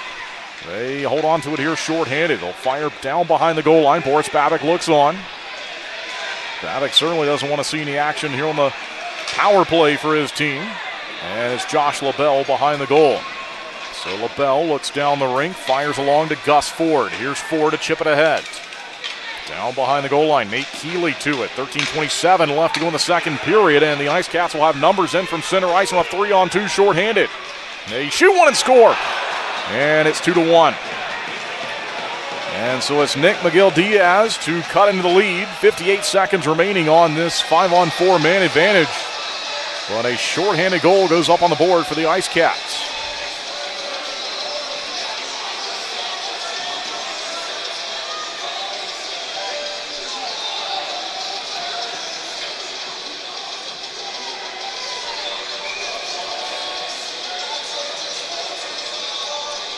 Still 58 seconds left on the power play for the Thunderbirds, but that's a big answer in this game now with the IceCats scoring. See if the Thunderbirds can get it back. Keeley's open. They get it to him. Here's Nate Keeley shooting, and a save made by Ricardo Gonzalez. And then back behind the net, a penalty called against the IceCats. We'll see if anything else follows this. But at least one penalty will be called as trying to get the number of the Thunderbird behind the goal. I think it was Keeley that was caught up high. And it was. And a penalty called to Jake Jurgenite. So Jurgenite goes and takes a seat, and that's going to be another penalty on the board. We see now 46 seconds left on the original call. And another penalty going up, this one to number 5, Jurgenite. So now we see a two-man advantage showing for 46 seconds with officially 13:09 left to play in the Flow second period. And so as the Thunderbirds score the power play goal to go up, or they scored to go up 2-0, and then the shorthanded goal is scored by PD, now an opportunity to score on 5-on-3. Shots are 19-13, favoring the Thunderbirds, as the two referees will skate out to the red line here and have a conversation with the Thunderbirds captain Putita waiting, looking for the words here. And Keeley's going off as he was clipped up high with that collision back behind the goal. So he heads off now, and they will look to get quick repairs to Nate Keeley. And I think maybe they're going to talk about a 2 versus a 4. Maybe a 2 versus a 5. I think that's the only thing that I can imagine that the discussion's about. They do have 2 minutes showing on the board now. And so we'll see if that gets adjusted. But either way, this is going to be a 5-on-3 for the Thunderbirds with time to work at 46 seconds. They will set up to our right. Just 3 skaters in the zone for the IceCats. If you're watching on the video feed, you see the conversation going on. And now they break away from the conversation. And I think finally ready to play hockey. All right, big opportunity here in the game. Zach White has 2 goals on the board. It's a 2-1 lead. And they hold the face off. Thunderbird's door was still open. And let's see it here. Gus Ford, Michael Mania to his right, Jan Salak to his left. They battle for it. Ford wins the face-off. Moves to Salak and then up top for Timothy Smirnov. Across they go. Yuri Pastuka back to Smirnov. Near side of Michael Mania. Mania going to work here. Long shot goes wide of the net after he threw the pass up to Smirnov, who shot the puck wide of the goal. Mania's open. It's Ford with it. Waits patiently. Up top they go. Here's Gus Ford, open in front of the goal. Slides it across, looking for a friendly bounce. And he didn't get it. But it stays onside. 17 seconds left on the 5-on-3. As Salak looks to park himself in front of the goal, then they go to the far side circle. 2-1 the score, 9 seconds left on the two-man advantage. Gus Ford waiting. Up top to Smirnov. Open is Pastuka. Across. Ford shoots it wide of the goal. And they'll hold the zone by one player out of the box. So now they go to work on the 5-on-4. 70 seconds left on it. Thunderbirds look to track it down behind the goal line. To the near side, Pastuka charges ahead, looking to hold the line on the power play. Jan Salak swings it up top. Timothy Smirnov. Here's Smirnov to drop it to the far side corner to Gus Ford on the power play. Up top, Smirnov, now Salak. Jan Salak, slap shot, no, a pass goes in the far side corner. And that misses, and so the Thunderbirds still holding on to it here with 42 seconds remaining on the 5-on-4 power play. Gus Ford goes right out in front of the net. They find the rebound. They shoot one, and it goes just wide as that one was blocked. Ford takes a check. Smirnov across, and Pastuka had his head up, and he missed the pass. Looks to settle it. Salak gets it to him. Pastuka up top to Smirnov. He's run into. Big check there. Thunderbirds power a one-timer towards the net, and it's blocked. Toe save made by Ricardo Gonzalez, and the clear is on. It's successful. Down the ice it goes. And now not much time remaining on the power play. Shots on goal at 22-13 with 11 left to go in the Flow second period. Kendall Grayson with you as always. Thanks as always for tuning in. It's a 2-1 lead for the Thunderbirds here on home ice. Flipped ahead by Roman Kramer, and he gets it to Zach White one-on-one, and then he's forced to go higher in the zone. Gus Ford onside, but he lost possession of it. And stolen away, Houston Wilson will power out to the red line. Back on side for the good guys quickly. Kramer gives to Ford. Ford takes a look, and it moved away from him at the very last second by Razilov. Razilov forced the play across the ice, and then backtracking was James Farmer to the neutral zone. Given away, could be trouble. IceCats get to it. Kramer looking to strip it away. Still on side for PD. So now it's taken aside by Zach White. They got tired bodies out there with White. Long dump in there, and Gonzalez gloved it up, and then he played it back down to the ice. So here come the IceCats through center. They'll jump on side, looking to tie the hockey game. Shot on the way. Babbitt's got it.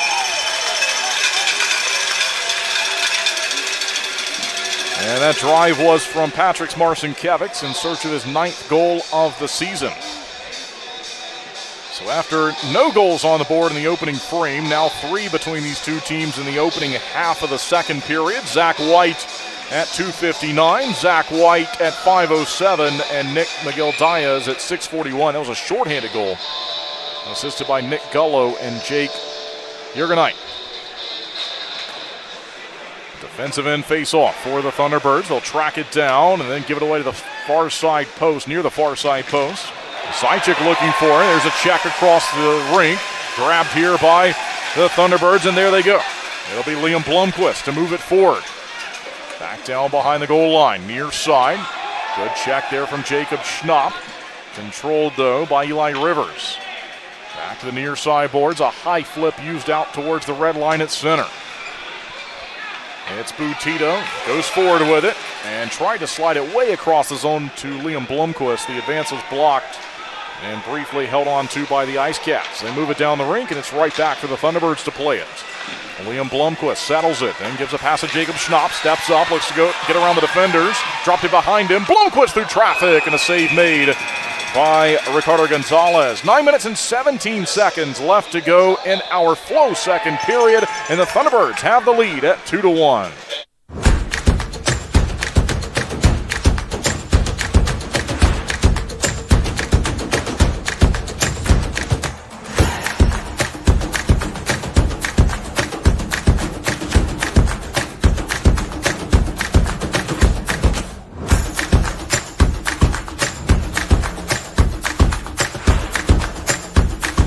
Finish strong. Start here. Atrium Health Wake Forest Baptist. When you're craving that slow smoke flavor done right here in Winston-Salem, there's only one place to go, Honky Tonk Smokehouse. From tendered pulled pork and fall-off-the-bone ribs to fresh house-made sides, Honky Tonk has it all. Not a meat lover? They've got delicious vegan options too. And when it's time to party, let Honky Tonk Smokehouse handle the catering and event planning. They'll bring the flavor to you. Stop by 145 Jonestown Road and taste why the locals here can't get enough. Honky Tonk Smokehouse.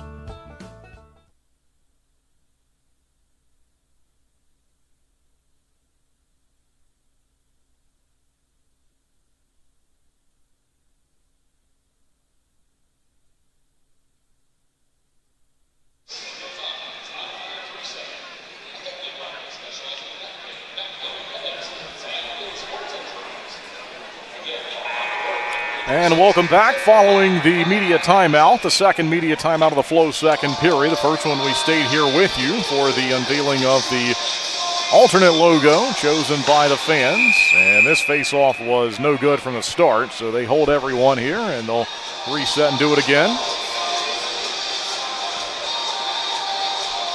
And I think the referee on the far side wants to remove each of the centermen, which is rare. Jan Salak now looking over. He's got to go. So they've replaced the two centermen here. This will be Michael Mania to drag in and ready himself for the face-off. Wins it to Pastuca. Shoots it just wide of the goal through traffic. And Ricardo Gonzalez had no shot at seeing that one. And so if that had been placed correctly, that would have gone in. I don't think Gonzalez ever saw it until it passed by him. It's a one-goal lead for the Thunderbirds at 2-1 with less than 9 minutes now to play the second period. Chop towards the goal. Good shot block there from Carter. Pastuca looking to lead a pass to Jan Salak. Salak looks to take it away from Popov. Goes around to the far side. Out to the center ice logo, and then back eventually played by Cade Hanley. So here's Hanley. 6'1", 181. 99 birth year. And he stands and waits for the wingers to now start. He circles back around, faked one way, and then he slides the pass to Carter. Long pass to White, and the IceCats are ready for it. They picked it off. The Thunderbirds got it again. Here's Kramer off the backhand, and it goes to the side of the goal. And Gonzalez wasn't necessarily ready for that one either, I don't think, and it nearly got by him. Shut down to the blue line by Gus Ford. We'll see if he can take it away. And it's played, though, by the IceCats. Razulov. This is Timur Razulov. To move it ahead. Onside for PD. Look out. Could be trouble. They center, and this one's knocked away. Thunderbirds swatting at it. And a good play there from Roman Kramer. Kramer finds Zach White. He's had the hot hand of the game with 2 goals, and they call this for an offside. And White couldn't believe it. So it's offside call to the Thunderbirds with 7:42 left to play in our Flow second period. Shots are now 25-14, favoring Twin City. I mentioned Zach White with a hot hand, 2:59 the time of his even strength goal, and then 5:07 here in the second period. Gus Ford with an assist on each of the goals, and Roman Kramer assisted on the first goal as well. Couldn't have an assist, 2 assists on the second goal because it was a face-off win from Gus Ford right back to Zach White, who surprised Ricardo Gonzalez with a shot. IceCats drag it onside, and just the last second taken away in a backhand pass from Josh LaBelle. LaBelle threw it out to the neutral zone. This is a delayed sequence of the Thunderbirds tagging up, and then it's found by PD. Good play there from Butita. Butita slapped it ahead. And then right back for the visitors. And Danny Zajic. This one hit the referee. That didn't help things. And so the IceCats will take control. It looked like Josh LaBelle should have been able to play that one. I think he would have, but it collided with the official. Dustin Jusseau loads up, doesn't shoot. Sends a pass up top, near side. They missed the pass to Popov. It's stolen away and played off the glass by Josh LaBelle. Down the rink it goes. Collected here by Austin Pickford. Pickford will fire ahead. And now it's Boris Babbick's turn to play the puck. Goaltender comes out, throws it on the backhand, near side to Jacob Schnapp. And good little pass there to find Pastuca. Pastuca trying to get around the defender. Schnapp going off on a change. And played here by Twin City. So now it's played ahead by the defender Timo Smirnov. Down the rink, back behind the goal. Mania in search of it. And they'll battle for it. Down behind the goal line. 6:07 to play in the second period. Still 2-1 for the Thunderbirds. Mania threw it in front of the net, nearly bounced in off of an IceCat. And there's a check back behind the goal from Yuri Pastuca racing in. PD's found it, and they'll play to the near side here. So it's out to the center ice red line, swatted at, found by Michael Mania. Mania to Salak, shoots it, blocked. And found again by the IceCats. Nearly back for Salak, though, with 5:35 to play in the Flow second period. Shots on goal, 26-14, favoring Twin City. Back the other way, good work here. Zach White will find it first.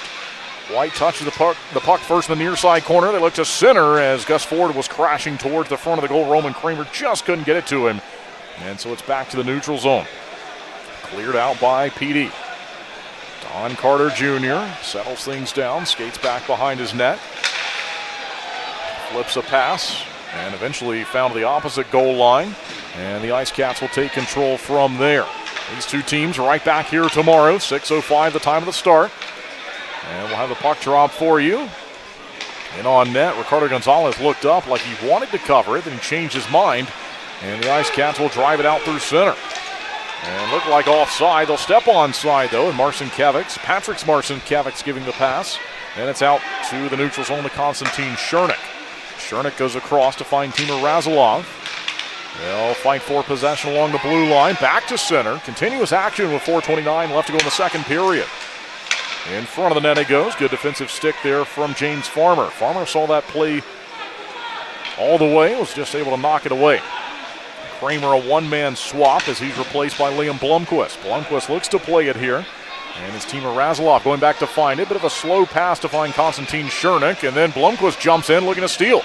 Good hard-working play from him. He's got it. Goes across. And it hops on Jacob Schnapp. He settles it down. It's right in his wheelhouse. And out to the red line at center. So back and forth we go. Swatted at by John Butita. There's Schnapp with a check back behind the play. Onside for the IceCats the other way. They look to tie the game. A slap shot that's blocked by Hanley. Found back behind the goal. Twin City in search of it at center ice. Marcinkiewicz moves around Butita. And he'll wait. Takes it back behind the goal. They throw it in front. Babic makes the save and he covers it. 3:23 left to go in the Flow second period. It's the final media timeout of this middle period. And the Thunderbirds still in control with a one-goal lead at 2-1. Looking to buy, sell, or invest in real estate around Winston-Salem and the Triad? Meet Jennifer Sapp, your trusted local realtor. With nearly 30 years of deep experience, Jennifer specializes in everything from historic homes and remodels to investment properties, college town housing, and short sales. She's known for honesty, integrity, and making the process as stress-free as possible. Ready to make your move? Call 336-782-3148 or visit jensapprealty.com today.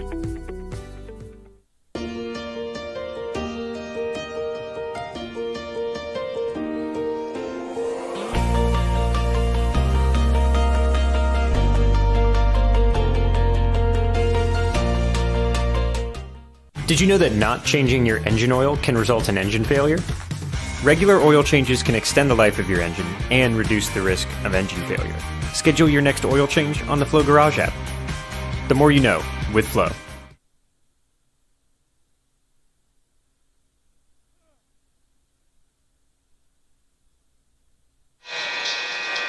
Shots on goal, 27-15, favoring the hometown Thunderbirds, and it's Twin City with a 2-1 advantage in the game over PD. We had no scoring back in the Pine Tree Tavern first period, and 3 goals so far in the middle frame. The Thunderbirds briefly had a 2-0 lead in the hockey game. PD able to get on the scoreboard with a shorthanded goal to make it 2-1 from the face-off towards the goal, and it goes wide in the near side corner as a shot block happened there, partially blocked into the near side as Babbitt still had to watch for it. Here we go in from center. It's going to be a 2-on-1. They missed a pass across, though, as that just went out of the reach of Michael Mania. And the Thunderbirds had numbers 3-on-1. They certainly had the 2-on-1. They still have it here behind the net. Let's see if they can center. There's the pass to Pastuca. He was ready for it, chopped it down.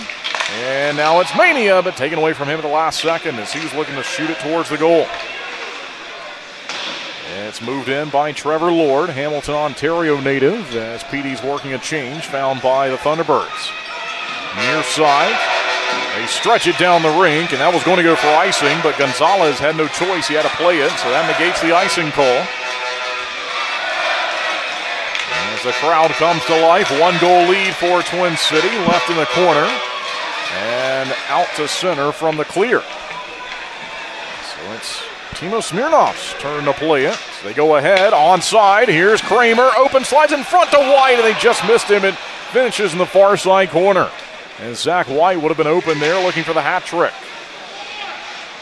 Good steal there from White, and they call this back for an offside.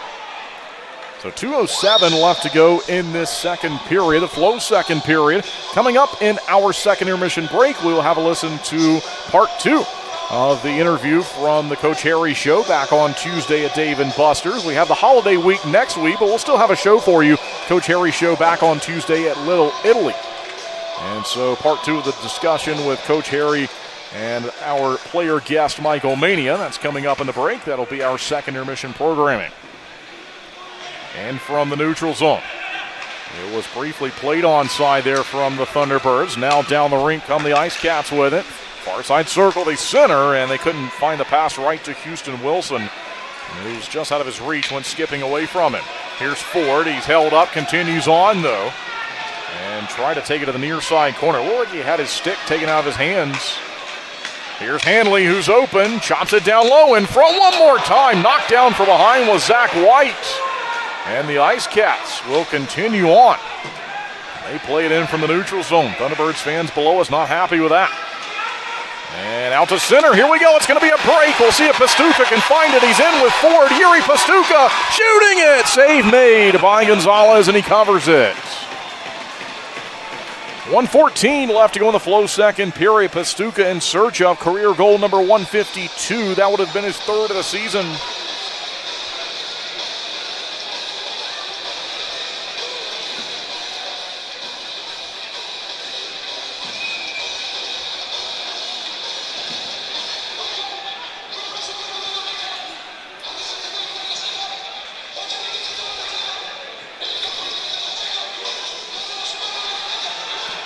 Face-off win for the visitors. Down behind the goal line, Konstantin Chernik looks to fire out to the neutral zone. They do just that, and trouble maybe. They throw it in front of the goal here, and it goes in.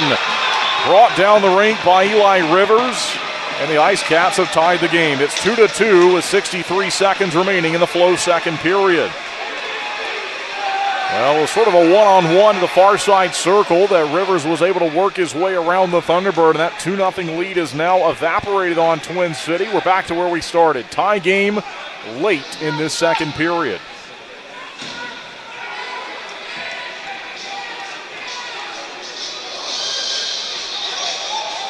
Sixteenth shot of the game goes in for PD. And 2 unanswered now on the board for the IceCats. Face-off at the center ice logo following the second scoring play of the game for PD. And they ice it immediately after the face-off. There's the announcement for the Rivers goal. It was assisted by Nick Gullo and Chance Adrian at 18:57 of the middle period.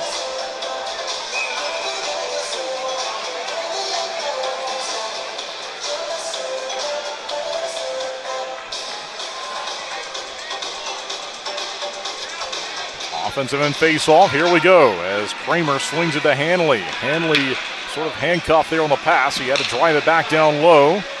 And we'll see what happens now as White moves along to Josh LaBelle. He puts it down low in the near side corner with 40 seconds remaining in the second period. Here comes PD in from center. Dustin Jasso drops it into an open corner. Found by Gus Ford. Ford from the side of the circle. And a long pass, and this one misses White, but I think he'll gather it here. He does. Doesn't have any help for now, though, with the Thunderbirds changing. White dropped it off, picked off by the IceCats. Now it goes to Hanley. And Josh LaBelle will see it here below the goal line in the defensive zone. So he'll stand there with just 10 seconds remaining in the period. We'll see if there's one last push up the rink from the Thunderbirds or if they like to take it into the locker room, and that's what they're going to do. And so one last flip to center. That's it for the second period of tonight's game. And we see Twin City take the lead 2-0, and then we see PD answer back with back-to-back goals. Zach White at 2:59, Zach White again at 5:07, and then Nick McGill-Diaz at 6:41 shorthanded, Eli Rivers at 18:57 even strength goal. And those were the scoring plays in the Flow second period. Shots on net 15-7, favoring the Thunderbirds after they outshot PD 14-9 in the second period. So that is a 40-minute total of 29-26. We will head soon to our intermission break. Before we do that, we'll have a look at the out-of-town scoreboard report and let everyone know what's going on around the league. It's a 2-1 lead for Columbus over Biloxi. No score with Athens and Monroe. 2-1 the lead for Topeka on the road against Baton Rouge. Tie game at 3 between Indiana and Watertown. 3-0 lead for Port Huron at Blue Ridge this evening. And Binghamton leading Danbury at 4-3. Thanks everyone for tuning in tonight. Kendall Grayson with you as always. We appreciate it. And it's been a good hockey game. We'll see if the Thunderbirds can bounce back, take the lead in the Culver's third period. It's 2-2, tie game after the second period.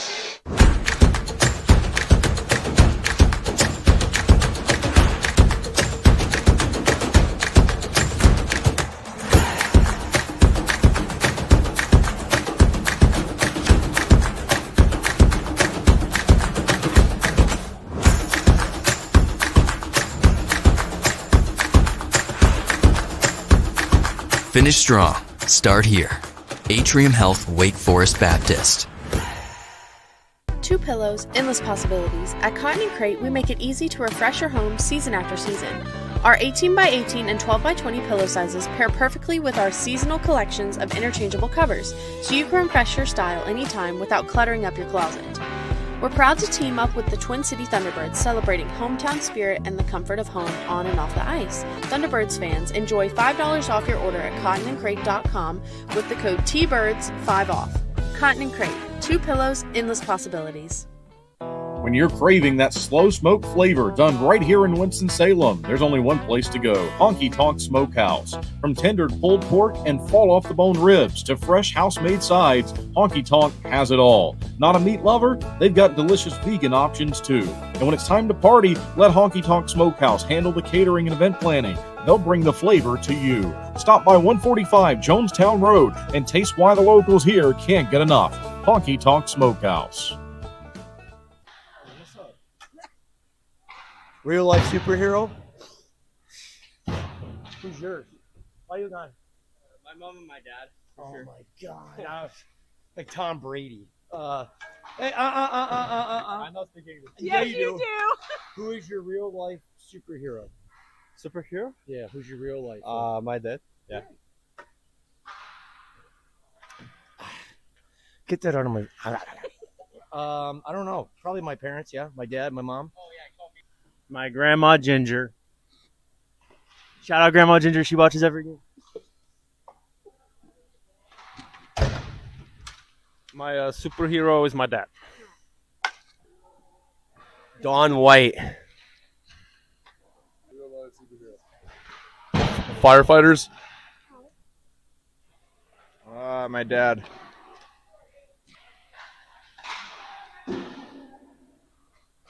You. Yeah, my dad. The warden.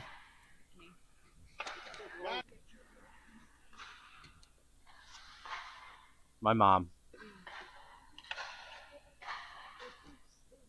Go mom and dad. Superhero? Probably my dad.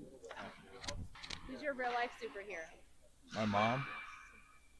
Who's your real life superhero? Probably my parents. I'm going to have to say my mother.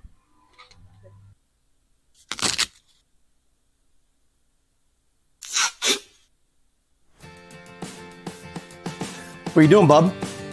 Just fixing my chair. You should call Contract Business Solutions. Good idea. I'll give them a call. Proudly serving the Piedmont Triad area for over 17 years, Contract Business Solutions partners with leading manufacturers to create innovative, budget-friendly workspaces. From design and layout to delivery and installation, explore our capabilities at cbsworkspaces.com.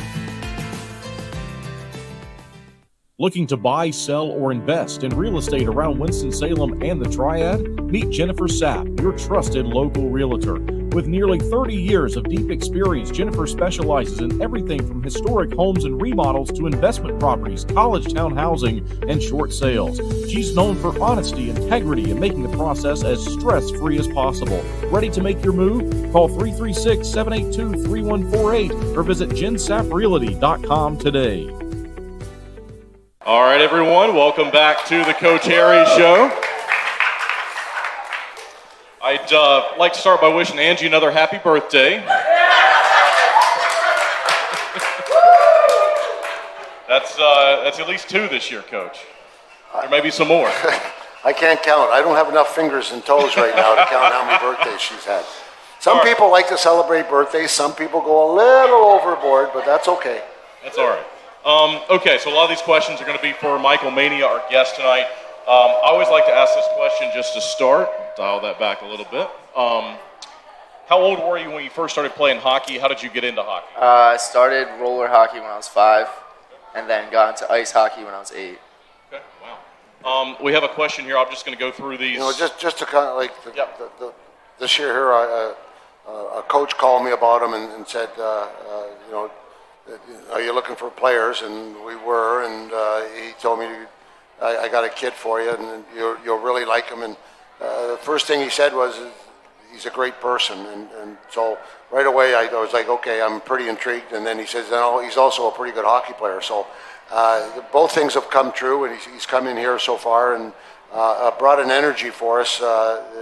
He does things for us. And the one thing that he's great in the locker room. The guys like him, and as I said, the one thing that he can do is he can play on almost any line, and so it's a great attribute. And like right now, he's playing in a situation, and I can put him with anybody, and he does a great job. And God gave him a pair of legs. As I told him the other day, if I had one of those, I'd be still playing hockey, for God's sakes.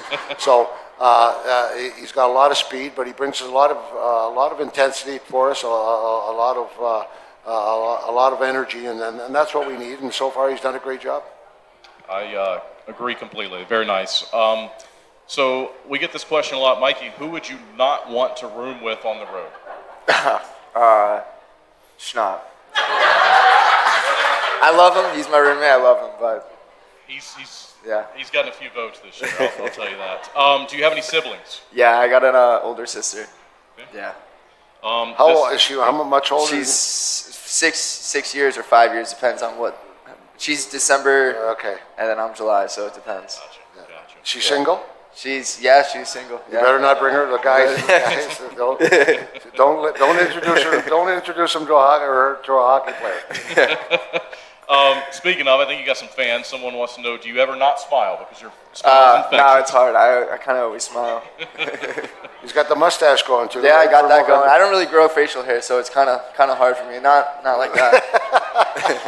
So we got a question about that down here. It says, Coach, what would it take to make you shave your face? Oh, that's a good one. Good question, right? You know what? We win the championship, I'll shave it. That's the last. I was in France, and I had the big mustache at the time, and a couple other people had mustaches and things like that, and they said, would you ever shave it off? I said, if we win. And some people had to shave their heads, but I shaved. And so, yeah, if we win the championship, I'll shave it all off. Wow, okay. Heard it here. Mikey, do you have any pets? I did. I had a German Shepherd. He just passed, but I'm trying to get another dog, though. I need another dog, so looking for one. If you guys know any rescues or anything, let me know. Okay. Love to pick one up. Okay, might have one for you. Parents are probably going to be too happy with that. But what's your biggest fear? Heights. Hate roller coasters. I hate that. Not a fan of those things. I'm with you. You know what? 100%. I could say a joke heights when with him because I always kind of kid him about his height, and now we just got early on in the season we had Coffee here who was I think he was like 6'6", and now we got Josh LaBelle, so we're going to put a picture of him and Josh together. So I think now I understand. So we like to give him a little jab every once in a while about his height. So but I won't say that. It's okay. Okay. I try not to show these off early, but we did get this one early, so I've let Coach think about this one. This question says, Coach, who is your favorite Thunderbirds fan? You know, that's a loaded question, okay? And I'm going to go, and I thought about it for a second, and I'm going to have to say my daughter and my grandson and the wife. But you know what, and I've mentioned it many, many times, one of the things that keeps me coming back here and everything like that is all the fans here. So I'm going to just say basically everybody that supports us is a great fan. But if I don't point out my daughter and grandson and the warden, I'd be in trouble, because if it wasn't for them, I wouldn't be here either. Yeah. I asked this sort of earlier, Mikey, but how do you like being a Thunderbird so far? What's the experience been like? I love it. When I signed here, I got nothing but good things said about this place. The Leonard twins, they reached out to you. They told me right away, this place is a great spot. And honestly, it's exceeded like all of my expectations of this spot. Like, when you come to a new league, you really don't know what to expect. Like, they made fun of me. I called Coach, like, do I need to bring my own bed and stuff? And you really don't know what to expect. And honestly, I love it here, and it really sucks you in here. And I like it in the way that we're treated here and everything. And we got a good like fans and boosters behind us, which you really don't get at certain spots. So I love it. Absolutely. What's your favorite thing about Winston-Salem? Do you have a favorite thing so far? I mean, so far it's just the fans and the hockey, but it's still early, so I gotta find my spots. I do have a cafe. It's a Young Cardinal Cafe. That's a good spot. I've been there a time or two. It is. Coach, we have a question for you. What kind of chewing gum do you like? This fan knows that you were chomping pretty hard on Friday night. Yeah, pretty well anything. I'll chew anything really. I'm not big on bubble gum because after about 2 or 3 minutes it gets so hard. So just any kind of gum I usually chew, and that's one of the things a lot of people mentioned, that they said you were a little uptight last night, and I said, well, how'd you know? And they're going, the gums were going like this, 100 miles an hour, and then you had about 19 cough candies in one period. So they kind of know what. And one night I thought I was pretty calm, and they said, you were really uptight last night. And I said, no, I didn't think so. And they go, yeah, your gum was going like this, and you threw in cough candies like that. So I guess that's a tale of the heart's beating a little bit more than I want to. Mikey, who's your favorite NHL team? I mean, I really don't have a favorite team, but I guess I'd go with the Devils, New Jersey Devils. That was going to be my guess. Coach, what about you? It's just guys that I've either coached or, like right now, I got a bunch of guys that are high up in the Pittsburgh organization, and they're good friends, and so I kind of watch them more than probably other people because I talk to them quite a bit. So probably Pittsburgh if you had to do it. Mikey, what's been your favorite hockey moment so far? Favorite memory? What, this year or just all time? All time. What's your favorite hockey memory? Maybe not even favorite playing. one probably when they do like a Might on Ice, and they did like whoever like scores a goal or whatever, and I got interviewed, but I had a really bad interview. So when I went out there, everyone remembered me because of how bad it was. So when I was out, I was like 8 years old, and they were like, good interview mania, and I was like at an NFL or NHL game, so it was pretty cool. That's good. What's been the transition from college to pro? How's that been so far for you? I mean, I love it so far. It's different style of play. Like D3, like NCAA is more like kind of muck and grind, dump and chase. This is more possession and better IQ plays, and I like this style of play a lot more than the college style of play. What was it like to play with Cade in college? that was fun. I've been with him. We were in the same class, and we took our 5th year together. He was the captain. I was the assistant captain, and playing with him, he's a good. Doesn't speak that much, but he leads by example, just the way he is. Another one here. If you weren't playing hockey, what would you be doing? I'd be racing. I grew up. I got my first quad when I was 3 years old. I grew up racing, like riding dirt bikes and quads and stuff. So I always wanted to do that if I wasn't playing hockey. Has there been a veteran on the team that's taken you under their wing yet? Schnapp's younger than me, but I live with him, and he's been in this league for 5 years. I didn't really know that when I first came in. I thought he was much older than me. Right. And then when I found out, and then you got guys like Boots, like right away before I got here, he reached out to me, and that's having a guy like that is a great leader. Same thing with Gus Ford too. Just two guys that just lead by example, and anything you need, they're right there. Same thing with like Whitey too, like right away. He's a little guy like me, so on the ice, I ask certain things with him, and it's a good guy to look up to as well. And when a young guy says those things, and it makes me feel good, because I know, and I've said this many times about our leadership group, about our older guys. They run the team. They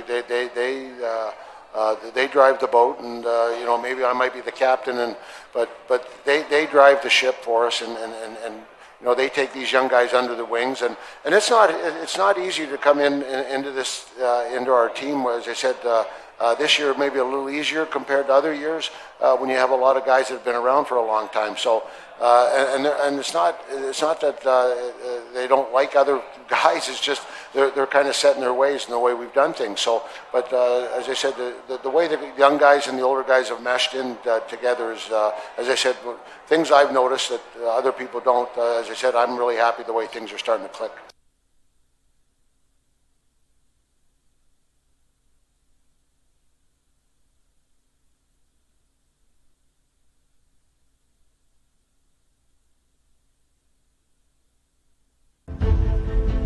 Gwin Services has been serving North Carolina for over 50 years, ensuring the safety and comfort of our customers' homes. We take pride in bringing together the best electricians, plumbers, and heating and cooling technicians to bring convenience and unbeatable value to our customers. Life can be hectic. What better way to simplify than to have one company you trust to take care of all of your home's repair needs?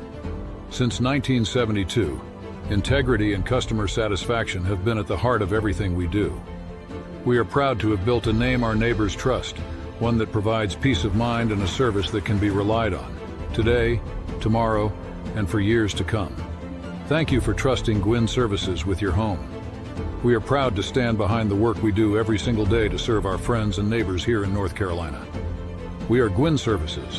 One call does it all. Introducing Flow Rewards, the exclusive rewards program for Flow Automotive customers. With Flow Rewards, every vehicle purchase and service visit earns you points towards future maintenance on your vehicle. To start earning and redeeming Flow Rewards points, download Flow Garage, make an account, and add your vehicle. If your account is already set up with your vehicle, you'll start earning rewards points automatically. Add family members to your household to earn Flow Rewards points together. Don't miss out. Download the Flow Garage app to start earning Flow Rewards points with your next service visit or vehicle purchase.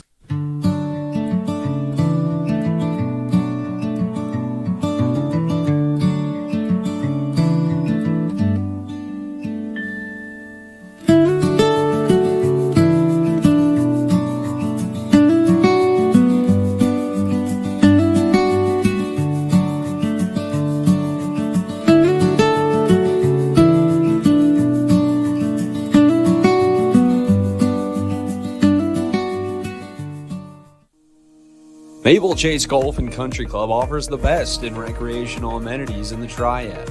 Come enjoy a meal at the Pinebrook Bar and Grill, relax by our pool and cabana, and gear up at the Pro Shop while sharpening your skills on our 9,000 square foot putting green, and play around on our 18-hole Ellis Maples Design Championship Golf Course. You can find out more at maplechasecc.com. That's maplechasecc.com. April 21st, 2009.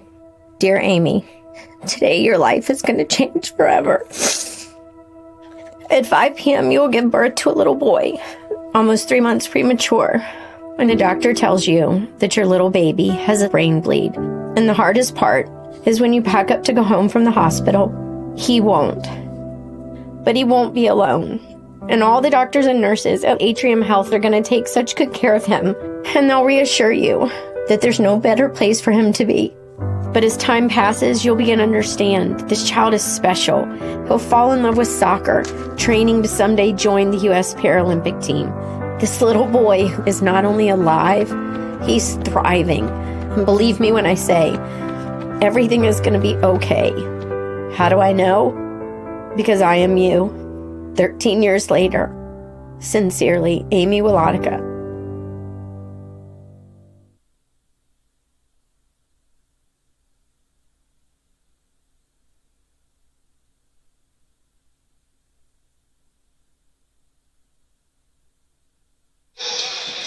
Welcome back live inside the Winston-Salem Fairgrounds Arena. Kendall Grayson with you as always. We hope you enjoyed the programming there during our second intermission break. The two teams have returned and almost ready to go to get the Culver's third period underway. It's Boris Babick, the goaltender to my right, goaltender to my left, Ricardo Gonzalez. It's 2-2 on the scoreboard. Shots on net favoring the Thunderbirds at 29-16. Zach White has each of the Thunderbirds' goals back in the second period, and a goal from Nicholas McGill-Diaz and Eli Rivers for PD.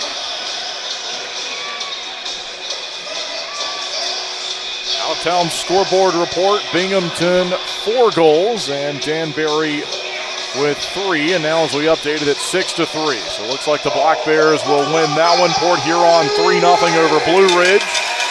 3-3 Indiana and Watertown. Columbus leading Biloxi 2-1. No score with Athens and Monroe, and Topeka leading Baton Rouge 3-1. It's the Culver's third period, opening game of the weekend between these two teams. Tied at 2, and we're underway for the final frame of regulation time tonight. Played ahead by Josh LaBelle as Roman Kramer took a check just along the red line in front of the scorer's table. It's LaBelle now to try the dump in from the far side of the building. 20 seconds gone by in the final frame. Back through center and down into the Twin City defensive end. It's Josh LaBelle skating for the first time with this team. Then Kramer, then White. Here's Zach White. Good move. Waits. And pressure behind him. Stays on his skates, though, as he takes a bump behind the cage. Looks to surprise the goaltender here on the far side post. And he's shut down. 19:17 left to go in the Culver's third period.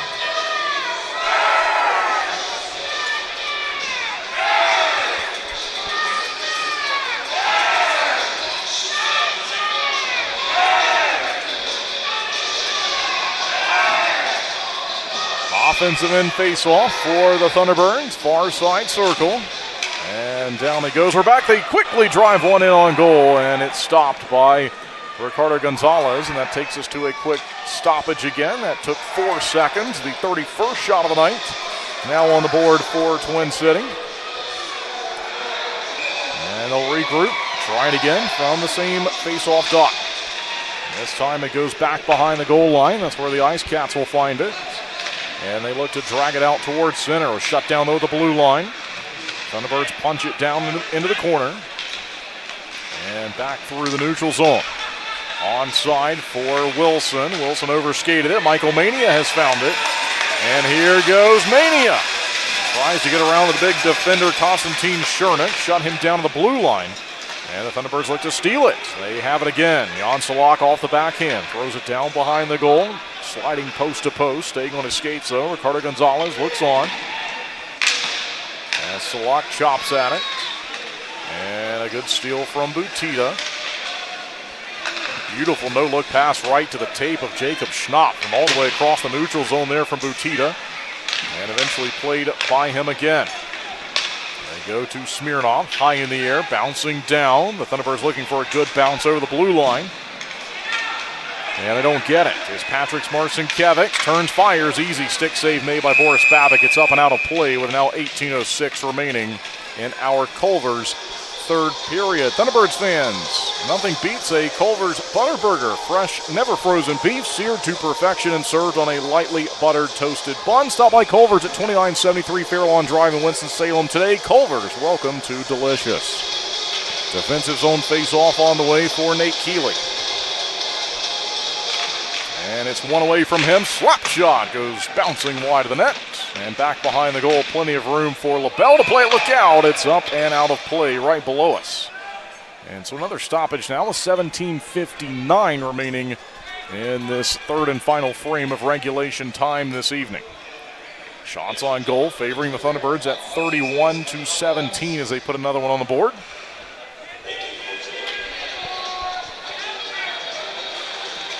And face-off win as we're back. It was Dion Demke to carry the puck behind the goal. They fire the near side to find LaBelle. Josh LaBelle way across, and it's up and into the PD bench off a deflection from John Butita. And that one hit his number 14 counterpart in Chance Adrian. He had some words to say to the Thunderbirds captain.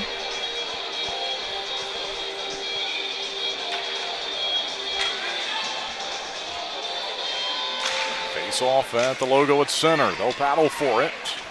And it's PD with control. Given away, though, to Butita. Long shot goes well wide of the goal. That was Eli Rivers that gave it up. They throw it in front of the goal again, and this was shut down. They'll still battle for it. Looking for possession with Jacob Schnapp. In from center from Dion Demke, but it's taken aside and played again by the IceCats. They move it across. Here's Prexler. He's open. Carries behind the goal. Holds it. Now he centers back behind, or dropped it behind the net as they look to center it, and this will go way down the rink. Twin City has 32 shots on goal. It's 17:07 to play in the Culver's third period. We are tied at 2. These two teams are back here tomorrow night. 6:05, the time of the puck drop. Superhero night was the promotion this evening. It'll be slapshot night tomorrow. In the near side corner, Cade Hanley tied up and eventually finds a play to Roman Kramer. Here's Kramer in from the neutral zone.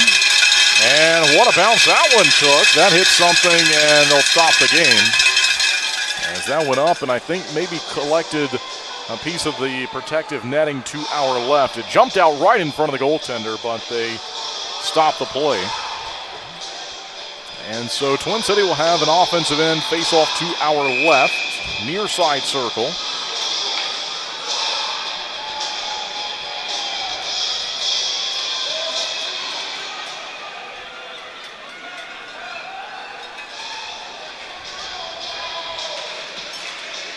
And down he goes. Played by PD to the near side, out towards center. They will give it away with Cade Hanley collecting possession. Delayed offside. IceCats didn't know it, and they'll stop the play here with 16 and a half now to go in our third period, the Culver's third period here on the broadcast. Twin City in a tie for fifth in the Continental Division standings. PD is in fourth. They have 16 points. Twin City with 9 points. As it's 3 points for a regulation win in the FPHL as the Thunderbirds look to climb up the Continental Division standings. A 3-7 start through the opening 10 games this season. Wilson blows a tire, goes down at center. Jasso then played it briefly. And the Thunderbirds looked like they were going to have some room to work there, but it's right back for the visitors. This one went off the skates of Zach White, goes down the rink. Kramer and Ford will also change with White as they're making swaps across the ice. Michael Mania out there with Yuri Pastuka and Jan Salak. Jan Salak uses that big reach, 6'5", 229, looking to poke it away and then slide a pass, and he does. Pastuka, long shot up and out off the deflection. So 15:45 now left to go in the Culver's third period.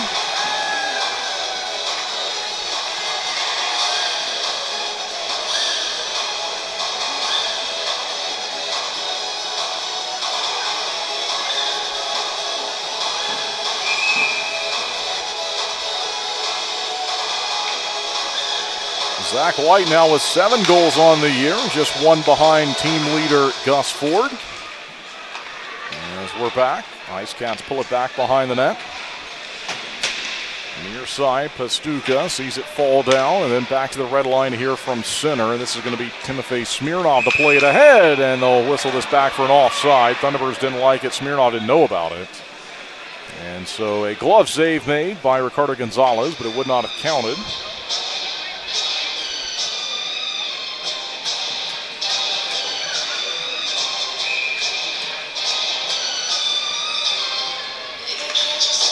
Face-offs outside of the Twin City attacking area. Mania gets wrestled down. And he got clipped up high there right from the face-off. We continue even strength at 5-on-5. Then Mania spun around, but here comes Pastuca. He's in. Tried to go across with it. Centers it back, and the advancement across the zone was blocked. Into the near side corner. Pastuca wanted possession of it. And played by Chance Adrian and the IceCats. They'll step onside. Long shot. Rebound given up by Boris Babic. And it goes into the near side corner. We play on from there. Out to the red line at center. And it's a 2-2 score with now under 15 minutes left to go. And PD is guilty of icing the puck. So it's a immediate timeout, 14:47 to play in the Culver's third period. We are still tied at 2. We'll be right back. I want to stop being sidelined by pain. I want to tell him I'm in.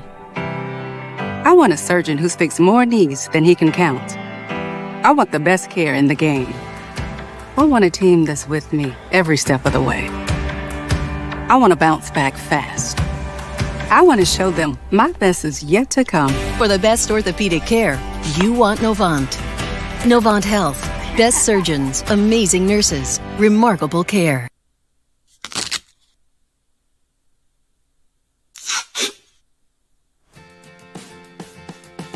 What are you doing, bub? Just fixing my chair. You should call Contract Business Solutions. Good idea. I'll give them a call. Proudly serving the Piedmont Triad area for over 17 years, Contract Business Solutions partners with leading manufacturers to create innovative, budget-friendly workspaces. From design and layout to delivery and installation, explore our capabilities at cbsworkspaces.com.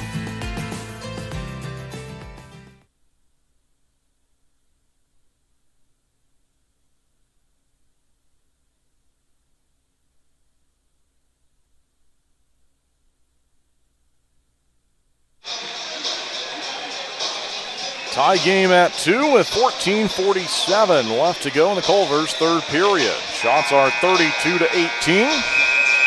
And we play 5-on-5. It's been 5-on-5 really for most of this game. There's only been a handful of penalties called, 3 of them in total, and all 3 have gone against PD. Offensive end face-off for the Thunderbirds. And a check there in the far side corner applied to Patrick's Marcinkiewicz. Marcinkiewicz looks for it rather as he tries to find it here on side. Forced high in the zone is Dominik's Marcinkiewicz.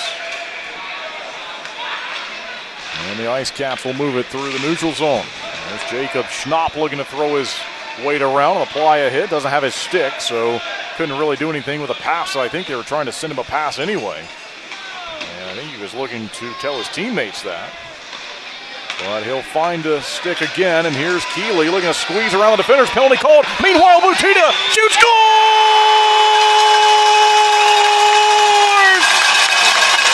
John Butita gives the Thunderbirds the lead. It's 3-2. They score on the delayed penalty. 14:04 left to go in the Culver's third period.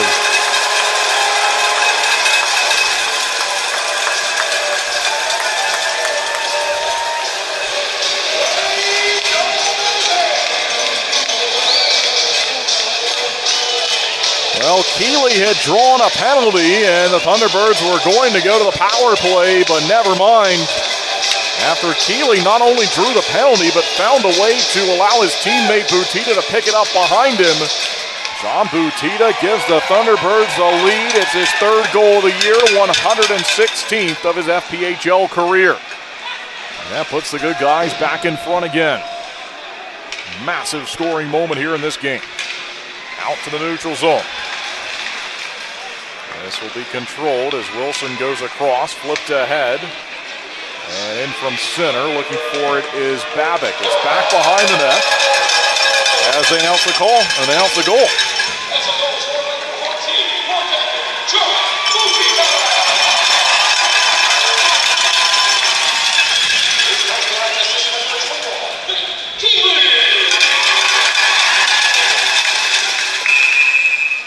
And this one's whistled down at the blue line. 13-18 remaining here in the Culver's third period as we were letting the announcement be made. Another penalty taken by PD.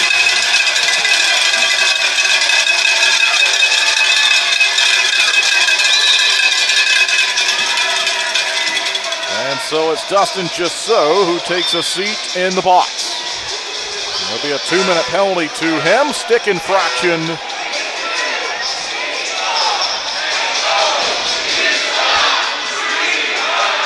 And the power play on the ice. Thunderbirds win the face-off, looking to go back up by 2 in the matchup. They'll swing it down low, back behind the net. Michael Mania racing in. Now Nate Keeley in search of it along the near side board. Side of the circle. It's moved out by the IceCats. And they look to play it down the rink. It was stopped though, then went back the other way, and it is cleared by PD.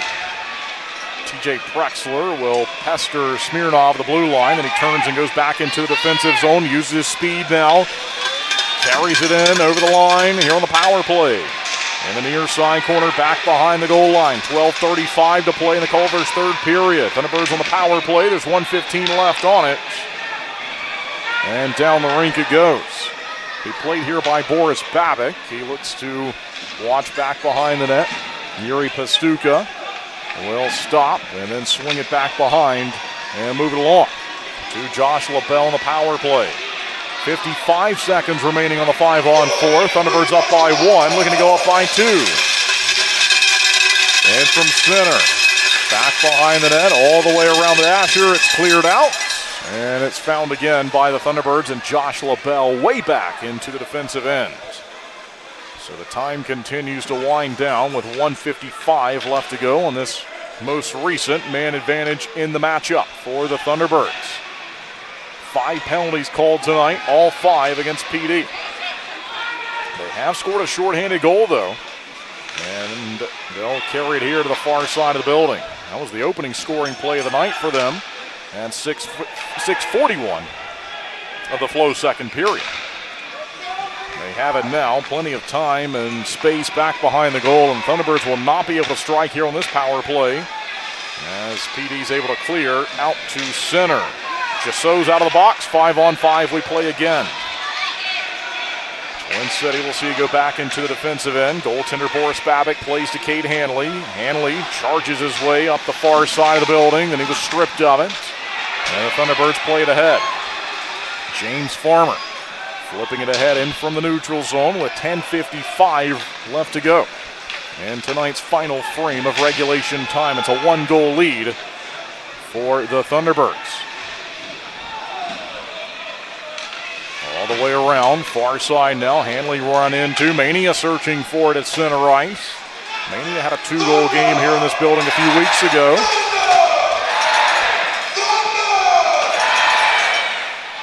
Found along the blue line, and this will be played offsides. So we have 10:29 left to go in our Culver's third period with the Thunderbirds ahead by a goal at 3-2.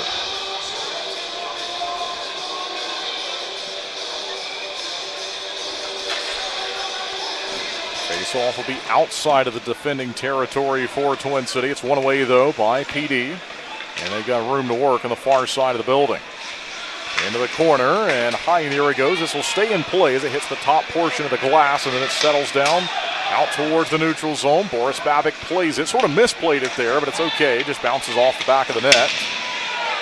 And then they look to apply a check to Smirnov. He was able to step around it. He did get part of the check. Here's Lord, open, shoots a long one. Babic makes the save, but it's still free. Couldn't hold on to the rebound. So we play on. Here's Popoff from the right point. Long shot. Shut down by Babic. Into the corner it goes. Don Carter. They'll try to find possession. They go to the far side. Thunderbirds need to move it out here. White turns and flips it out nicely through center. Will not go for icing, and Twin City can continue to try to track down the puck here. Goes by Carter with just over 30 seconds crossed over the halfway point now in this Culver's third period. Thunderbirds still ahead by a goal at 3-2. Shots are 33-20 favoring Twin City. And we'll see if they can find it. They shoot it in on goal here from Babic from a far side corner battle. And he's got it and brings us to a stoppage. So it's a media timeout with 9:10 left to go in the third period. Thunderbirds still leading by a goal. We'll be right back. When it comes to performance, speed matters, just like on the ice. Introducing same-day dental crowns right here at Twin Oaks Dentistry. With cutting-edge technology, we craft crowns on-site, eliminating the need for temporary. As proud sponsors of the Carolina Thunderbirds, we understand the need for top-notch performance. We're more than just dental care. We're your partners in achieving your best smile. Gunny's telling you to bring your toys to Tots for hockey games this weekend.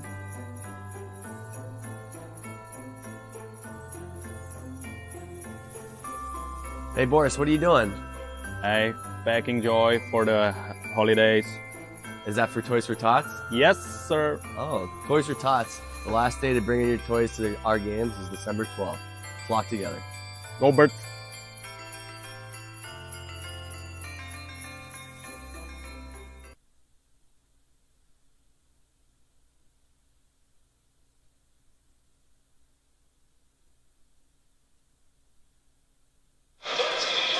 Nine minutes and 10 seconds remaining in the Culver's third period. Kendall Grayson with you as always inside the Winston-Salem Fairgrounds Arena. Thunderbirds hockey. And Twin City with a one-goal advantage. It's 3-2. Defensive end face-off on the way. They've lost it. And controlled by Patrick Marcinkiewicz. They center it. And eventually to Razilov. He shoots off a deflection. Save made by Boris Bowdick. They chop the rebound towards the net. Another long shot. This one's turned aside. Another one blocked again. Found by White after Dion Demke stepped in front of that one. And it's out to the neutral zone. So following that face-off in the media timeout, things really picking up. Back onside, a shot that rings off the post. It's free. Babick run into. He's down. And found by Ford as this one is stopped. I don't believe the puck ever went in, but a penalty has been called from out at center ice. 8 minutes and 43 seconds left to go in this Culver's third period. And I think it's another penalty against the IceCats. Babick was run into, and it's Chance Adrian who will go to the box. And John Butita has his 5 fingers and then 4 fingers in the air, pointing back to the bench. And so that's the signal. It'll be a 5-on-4 power play on the way with 8:43 remaining in the third. Shots are 33-24.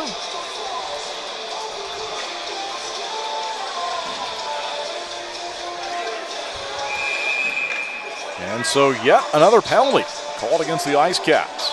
And another power play up on the board for the Thunderbirds. We're back with Twin City in search of it towards the near side corner. See if they can track it down. It's in the corner now as they go to work on the power play. Solak slides it high in the zone, and it's held by Timo Smirnov. And off the backhand from Solak down behind the line.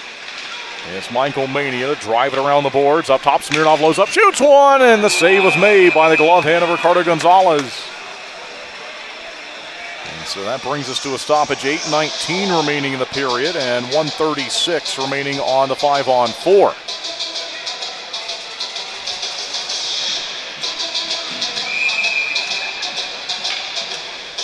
Left circle face-off, Nate Keeley.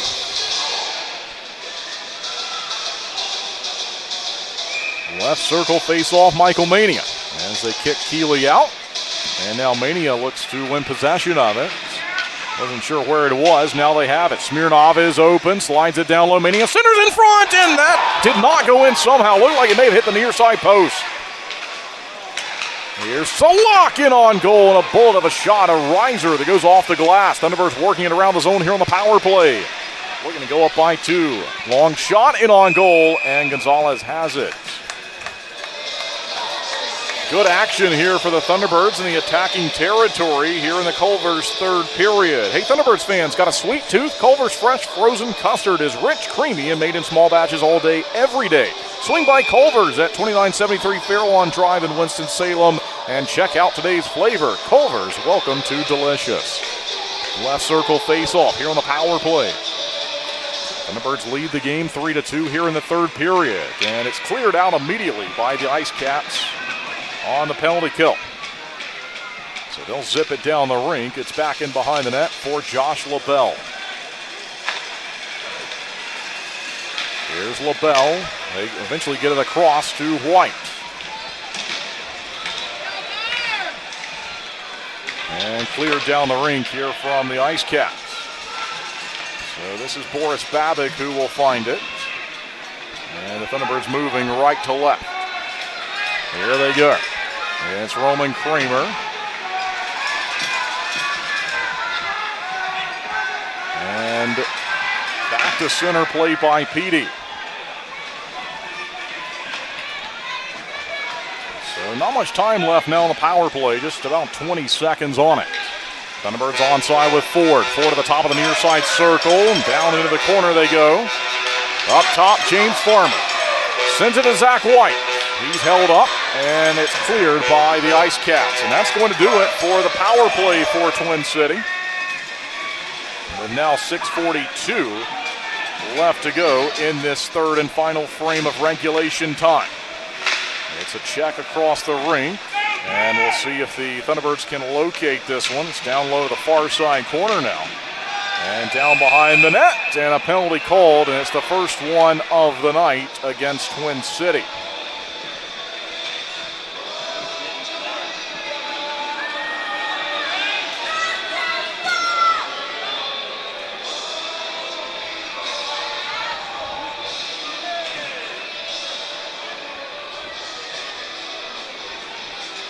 So James Farmer is called for this one, and for the first time tonight here in the third period in a critical situation, it's time for the Bobos Deli and Grill penalty kill.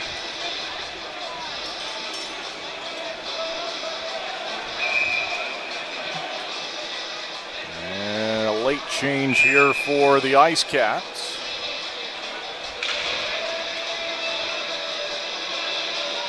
24% on the power play this season. They've scored 13 times with a man advantage. Found here by the Thunderbirds and out to center and then played ahead by Josh LaBelle. So we see LaBelle making his debut with the organization tonight. And not only have we seen him with time on the power play, he's now out there killing Twin City's first penalty of the night. IceCats go deep behind the net. Now it's Marcinkiewicz. Patrick's Marcinkiewicz swings it up top, got it back from Timur Razilov. Razilov steps up, goes across on the pass. They shoot, and Boris Babick makes a save on it. Falls down in the corner. IceCats still working here on the 5-on-4. They'll zip it down low. They miss that play. And we'll see if the Thunderbirds can track it down, and out it goes. That was Yuri Pastuka who got to that one, and then he goes hustling out to make a line change. The four skaters are Jacob Schnapp, Don Carter, Jan Salak, and Josh LaBelle. Onside for Petey in the near side corner. Don Carter Jr. goes to play it, and then the clear hit the official, and eventually it made it out to center on the second attempt. Well, that was a bad break for the Thunderbirds and for the official. And so he's moving around, certainly stung by that one. He's still out there, though, and stays on his skates. Now it's in his corner. He'll have to look on from here. Going back is Smirnov behind the goal, looking for possession. Found by the Thunderbirds. Good little move there, and a slap shot will clear it down the rink. So we play on. We're under 5 minutes, and so the next stoppage will be the media timeout unless we have a goal. And even if the teams are on the power play, they'll still go for the media timeout. So onside here. Up top is Trevor Lord. Lord slides it across. Long shot, pinballing up, and stays in play. That hit the very top portion of the glass, but stays in the rink. And now Gus Ford will find it, and Gus Ford will clear it. And that's it. Farmer's out of the box, and we play even strength hockey again at 5-on-5. It's 3-2 on the scoreboard. Thunderbirds looking to win for the fourth time this season. Played in from the neutral zone by Pastuka. Here he is up the left wing. Pastuka off the backhand and on goal, shut down. Save made by Ricardo Gonzalez. Flipped along the center ice logo. We'll see if the Thunderbirds can find it. They do. Good pass for Jan Salak to play it from Pastuka. In front, tipped in on goal. And it was shut down as that one went fluttering by Michael Mania. He got a piece of it on the way down. Fans wanted an offside call here below us, and in on goal. This one is stopped by the lower body of Boris Babick at the last second. That one sort of surprised him, and it stays out. We play on here with 3:35 left to go, and the third period stays in play. Here's Marcin Kevics. Now will be found by Salak, back behind the net. Jan Salak holding on to it. He flips it off the top of the boards, and out to center it goes.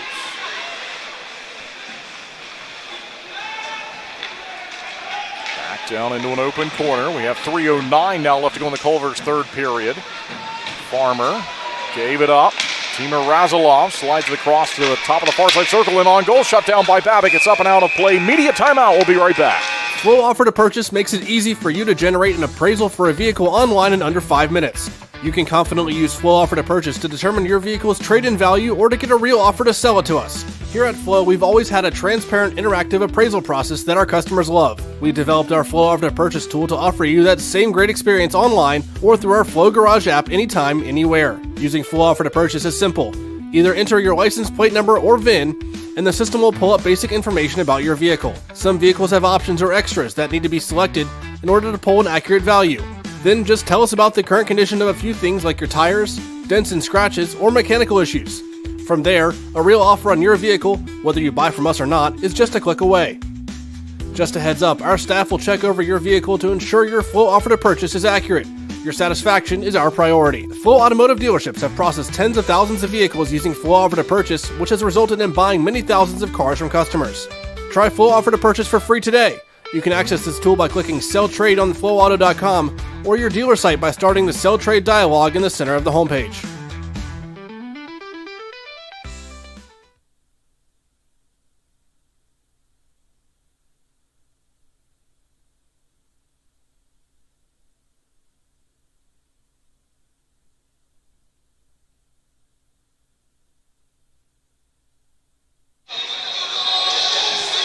Two minutes and 59 seconds left to go in the Culver's third period. It's a one-goal lead for the Thunderbirds as they face a defensive zone face-off. Shots are 37-26, favoring Twin City. And Keeley wins the face-off into the near side corner. Good game that Nate Keeley's put together. Here's Farmer moving it through the neutral zone. Keeley assisted on the goal from John Boutit at 5:57. Long shot goes well wide of the goals. The IceCats are getting aggressive now. They have to as they're down by one with under 3 to play. Good pass to find Boutita there from the far side. And he tried to get around the defender, was sort of wrestled down towards the ice, but he stayed on his skates, flips it to Gus Ford. Ford's open, shoots, and a save made by the glove hand of Gonzalez. Just went off the glove, though. He couldn't squeeze it and stop play, so we continue. Zach White has it for the hat trick. Scores!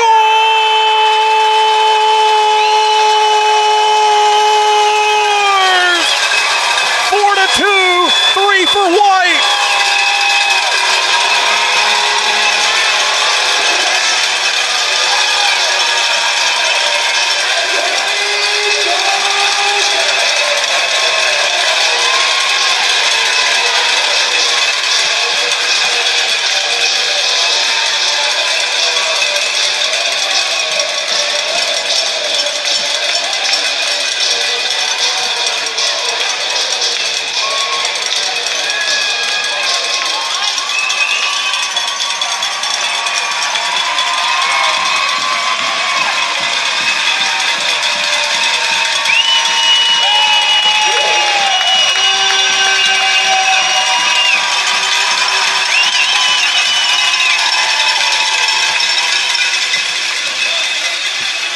Well, the hats come flying over the glass as it's the first hat trick for the Thunderbirds this season. Zach White with it.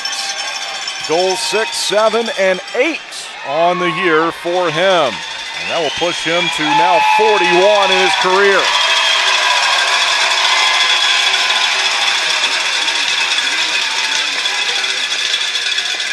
Well, the Thunderbirds have gotten some good results on Saturday night this season. Not so much, though, on Friday nights. They're trying to turn that around tonight and every Friday night moving forward. And they've got a 2-goal lead as we're back with 2:08 left to go in our Culver's third period. And if you're watching online, we'll put those 2 goals back on the board. We're trying to add some shots. There we go, 39-26. And this place is very loud, and they're still into it. Here's Salak as they look for another one, and he couldn't fire. Had an option there to Yuri Pastuka, just couldn't move it to him. Sort of bobbled, and it's been a frustrating night for the IceCats as they've been killing a lot of penalties, but Thunderbirds fans certainly know what that feels like, as there's been plenty of those nights so far this year for Twin City. And we'll see the Thunderbirds can continue to work with this 2-goal lead and stretch it out, or at least finish the game up by a pair. Here goes the goaltender, Ricardo Gonzalez. As we see the empty net signal pop up on the screen, if you're watching on the video portion of the broadcast, 98 seconds remaining. Here's Nate Keeley, 6-on-5 hockey. The net is empty. And we are back. It's down behind the goal line. They'll fight for possession there. Thunderbirds one shot away from 40 in the game, and this is called here in the near side corner. And this is going to be Kate Hanley. So Hanley is going to take a seat in the box, and this is going to create a 6-on-4 scenario. He's called for the penalty, so now we see the empty net and the power play showing on the top of the screen to our left. Let's see what the Thunderbirds can do with this. Keeley again will take the face-off. They rely on him here in these critical moments. Down he goes, chopped at, not out of the zone. 1:26 left to go in the third period. IceCats have it. They look to drive it towards the net. They go up top as they snap it around the power play. They miss the pass, and eventually it's found. Here's Jacob Schnapp all the way down the ice. He will miss, but the Thunderbirds can ice it without penalty as they're killing off this power play for the IceCats. There's the announcement for the hat trick goal for Zach White. And we've got 1 minute left to go in the Culver's third period. It's moved around to the near side boards. Here's Wilson, steps up, goes across, look out. They look to center, they do, and a stick save made. It's still free, and they score, it goes in. And that's a power play goal to make it 4-3 with 49 seconds left to go. And so that will erase the power play that's on the board. We'll see if the netminder Gonzalez stays on the bench or if he comes out. Looks like he's going to climb over the boards and at least for now go back.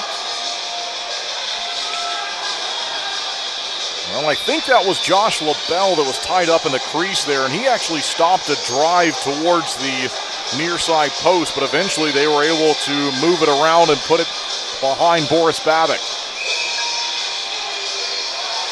All right, we'll keep our eye on the netminder Gonzalez. Here's the face-off at center. Timeout has been used by head coach Gary Graham of the PD IceCats.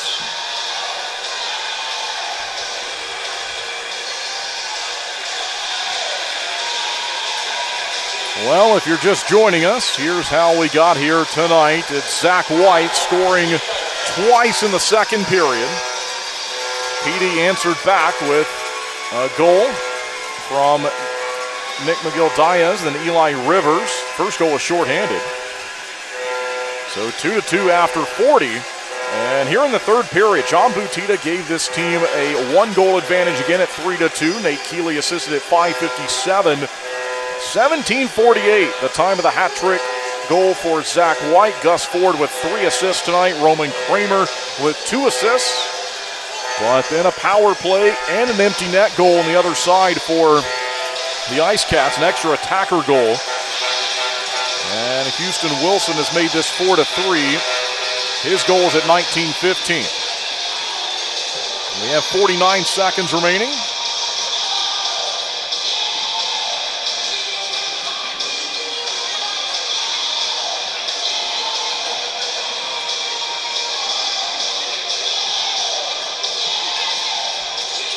So again, they have that scored at 19:15, but just 49 left now.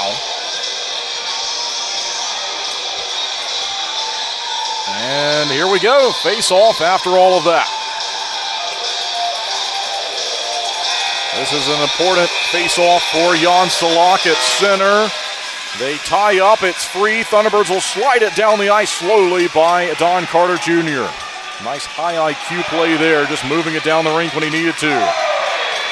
It's out to center, and here comes the goaltender. Extra attacker time again, 31 seconds left. Thunderbirds look to clear. Lord stops the advance. Schnappel try to hunt it down, found by Pastuca. He's on it at center, gives the pass to Luck. Bullseye!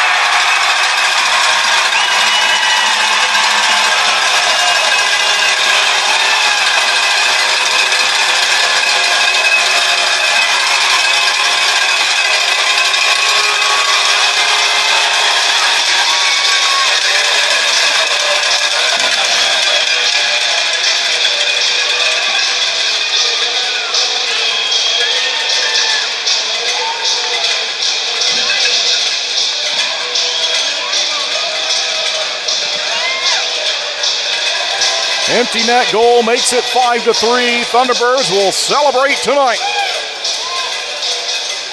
And a great start to the weekend. These two teams are back here tomorrow for the rematch. But a great effort here on this Friday night to set the tone for the rest of the weekend. There's the announcement to Jan Salak. Here are the Thunderbirds fans to make all the noise they need. Twin City wins it 5-3.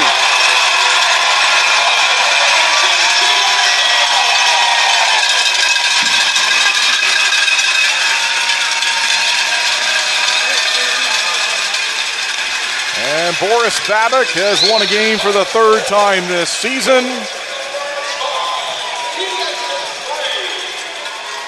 And the Thunderbirds improve their record to 4-7. It's now 5-4-1 on the other side for the IceCats.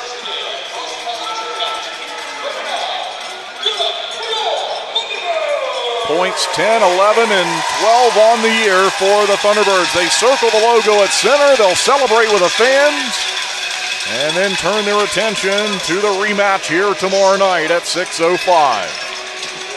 40 shots on goal for the Thunderbirds this evening. The last one was an empty net scoring play from Jan Salak. 5-3 is the final.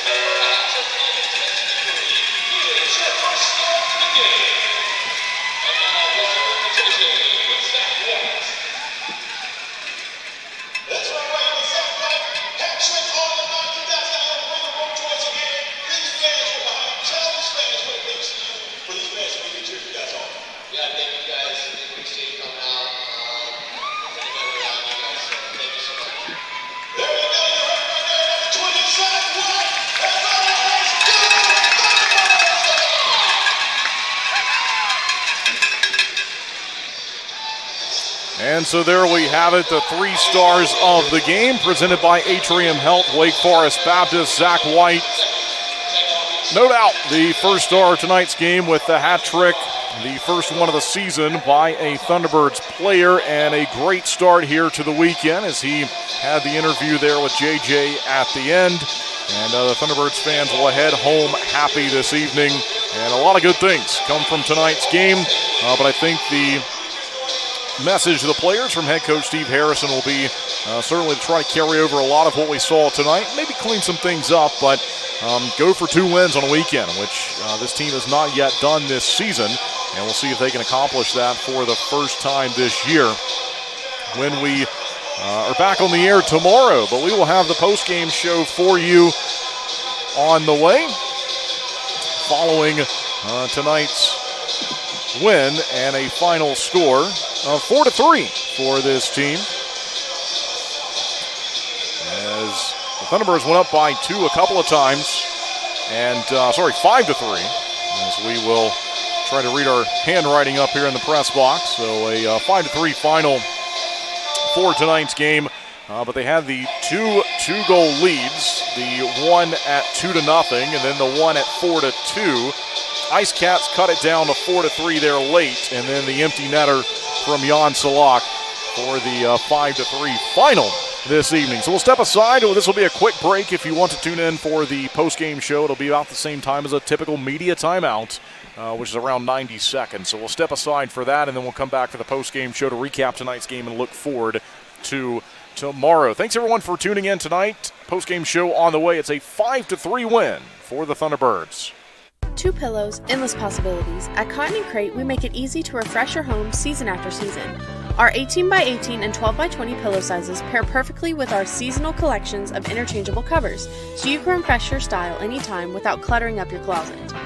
We're proud to team up with the Twin City Thunderbirds, celebrating hometown spirit and the comfort of home on and off the ice. Thunderbirds fans, enjoy $5 off your order at cottonandcrate.com with the code TBIRDS 5 off. Cotton & Crate, 2 pillows, endless possibilities.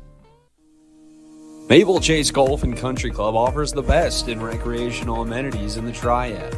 Come enjoy a meal at the Pinebrook Bar and Grill, relax by our pool and cabana, and gear up at the Pro Shop while sharpening your skills on our 9,000 square foot putting green, and play around on our 18-hole Ellis Maples Design Championship Golf Course. You can find out more at maplechasecc.com. That's maplechasecc.com.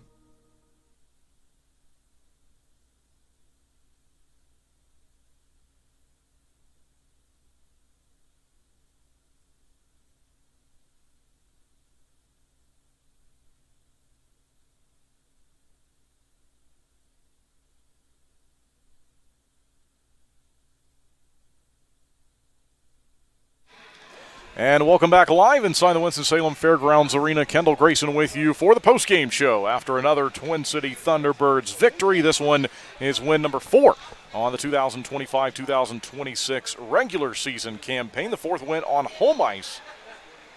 And the Thunderbirds are able to pick up a win on a Friday night and now go for a 2-game sweep of a weekend series, which we've not seen them complete yet this season.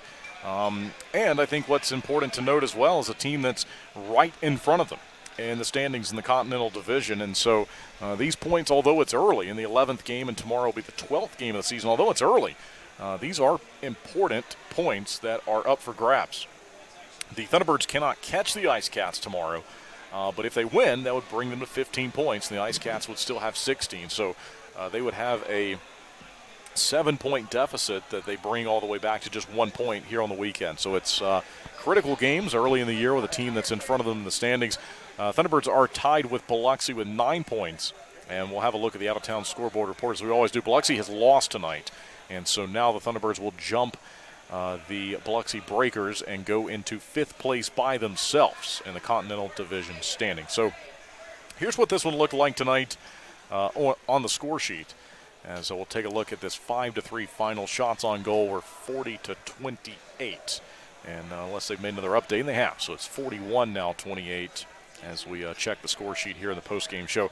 So here's what this one looked like. No scoring back in the Pine Tree Tavern first period. And the Thunderbirds outshot the IceCats at a 14-9 margin during the first 20 minutes. Then we go to the second period. The second period is where a lot of the action really started in tonight's game. Zach White scores for the Thunderbirds. It was his first goal, sixth goal of the season, but first goal of the night. And certainly a big scoring play whenever you can get on the board first, and that's something this team wants to do more of this season. And, in fact, they did it on opening night here against the IceCats, and then unfortunately dropped the game. They didn't do it in the next night on Saturday, but they came back and won. But certainly always easier to play when you've got a lead, and the Thunderbirds were able to do that in the second period tonight with a goal at 2:59 from Zach White. Roman Kramer and Gus Ford assisted on the scoring play, and it was 1-0 at that point in the matchup. So then we go to the next goal, which we didn't have to wait long, from 2:59 to 5:07. The next goal scored is once again Zach White in the second period. Even strength goal each time, and Gus Ford got the only assist on the goal, and I said at the time it could be the only assist on the goal because the way that it played out, it was a face-off victory. It was a victory off the stick of Gus Ford, back to Zach White, and a quick shot that sort of surprised Ricardo Gonzalez, went underneath the pads and made it 2-0 with the back-to-back even strength goals in the second period from Zach White. But the IceCats get on the board with a shorthanded goal at 6:41. Nick McGill-Diaz assisted by Nick Gullo, and a secondary assist from Jake Ergenite. And that made it 2-1. So it's 2-1 there at 6:41 of the second period with the shorthanded goal. A scoring play from Eli Rivers to tie the game at 2, 18:57, the time of that scoring play in the second period. And Nick Gullo and Chance Adrian picking up assists on that goal. So it's 2-2 after 2. The shots on goal in the second period tonight favor the Thunderbirds at 15-7. Third period's the only period tonight they did not outshoot the IceCats. The shots on net were even in that period, so 12-12 in the third. Three-period total of 41-28. But it's 15-7 there in the second period, and 2-2 on the scoreboards. Then we move to the third period, Culver's third period here on the broadcast. John Butita with a massive goal in this game. Nate Keeley drew a penalty, and so the Thunderbirds were due to go to the power play. As Keeley, I thought, just really put together a nice game, and he drew that penalty and was trying to work his way between a couple of defenders along the blue line. And John Butita was just able to pick up the puck from there and just take it the rest of the way. So he scores for him his third goal of the season, 116th of his career. 5:57 to the time of the scoring play, and the Thunderbirds go up by 1. They take another 2-goal lead in this matchup tonight. They ended up having 3 different 2-goal leads this evening. But that 2-goal lead was the third goal of the game from Zach White. So 17:48 even strength scoring play for White, with the primary assist going to Gus Ford. Secondary assist going to Roman Kramer. It was a 3-point night for Gus Ford. Roman Kramer with a couple of assists, but Gus Ford's the second star of the game with his 3 assists. John Butita the third star with 1 goal. At that point for the goal for Butita, as he scored to make it 3-2. So Zach White makes it 4-2 with that hat-trick goal, and then a couple of goals scored in the final minute of the game. And in fact, we had 3 goals total scored in the final less than 3 minutes to play, final 3 minutes of the hockey game. So the extra attacker goal that was also a power play goal, so it was a 6-5 and then a 6-on-4. For Houston Wilson, who scored at 19:15 with the assist from Dominic Marcinkiewicz and Chance Adrian. That made it 4-3 in the matchup, and the Thunderbirds had a few seconds to try to continue to kill off the remaining moments, and they do more than that. They score a goal that sealed the victory, sealed the win at 5-3. Jan Salak at 19:44 with Yuri Pastuka and Jacob Schnapp assisting, and so that's what it looked like on the score sheet this evening. The final penalties taken in tonight's game, final 2 penalties were taken by the Thunderbirds after the IceCats took the opening 6 penalties of tonight's game. The final shots on goals, I mentioned 41-28 favoring the Thunderbirds, and they win it by a final score of 5-3 tonight. We'll take one final look at the out-of-town scoreboard report this evening and talk about some games from around the league. So with the final tonight. I mentioned the loss for Biloxi, and the Thunderbirds will jump the Breakers in the standings. Binghamton defeats Danbury. Final score was 6-3, and after tomorrow's game, those will be the next two opponents for this team, with the Thunderbirds on the road next week on Friday following Thanksgiving. They'll be traveling on Thanksgiving. The Friday following Thanksgiving, Friday of next week, 1 week from tonight, Danbury will be the opponent, and then Binghamton will be the opponent on Saturday night. And certainly some history between those two teams. We'll see if the Thunderbirds can go up there and find a couple of wins. It's a 4-1 lead, and I would imagine a win here for Port Huron as they are playing Blue Ridge. Looks like 4-1 still showing. 4-3 for Watertown over Indiana in the third period. A 2-0 lead for Athens as finally there's some goals on the board in that game against Monroe. So it's 2-0 in the third, and Topeka leading Baton Rouge at 3-2. If you'd like to come out and see us tomorrow night, we hope that you'll do so. The puck drop is at 6:05. You can find your tickets online at WSFairgrounds.com, Ticketmaster.com, or by calling the Winston-Salem Fairgrounds Arena box office at 336-727-2236. The recap of tonight's game can be found later on tonight online. That's where you can go for the preview of tomorrow's game as well at TwinCityThunderbirds.com. As always, everyone, thank you so much for tuning in. Great job for the production staff tonight. As always, certainly appreciate their efforts, and we'll see you again here tomorrow. So 6:05, the time of the puck drop for the rematch, as these two rivals will do it again. It'll be the fourth matchup of the season. The Thunderbirds have now taken the lead in the season series, winning 2 of the first 3 games. Until tomorrow night, Kendall Grayson signing off from the Winston-Salem Fairgrounds Arena, where the Thunderbirds have won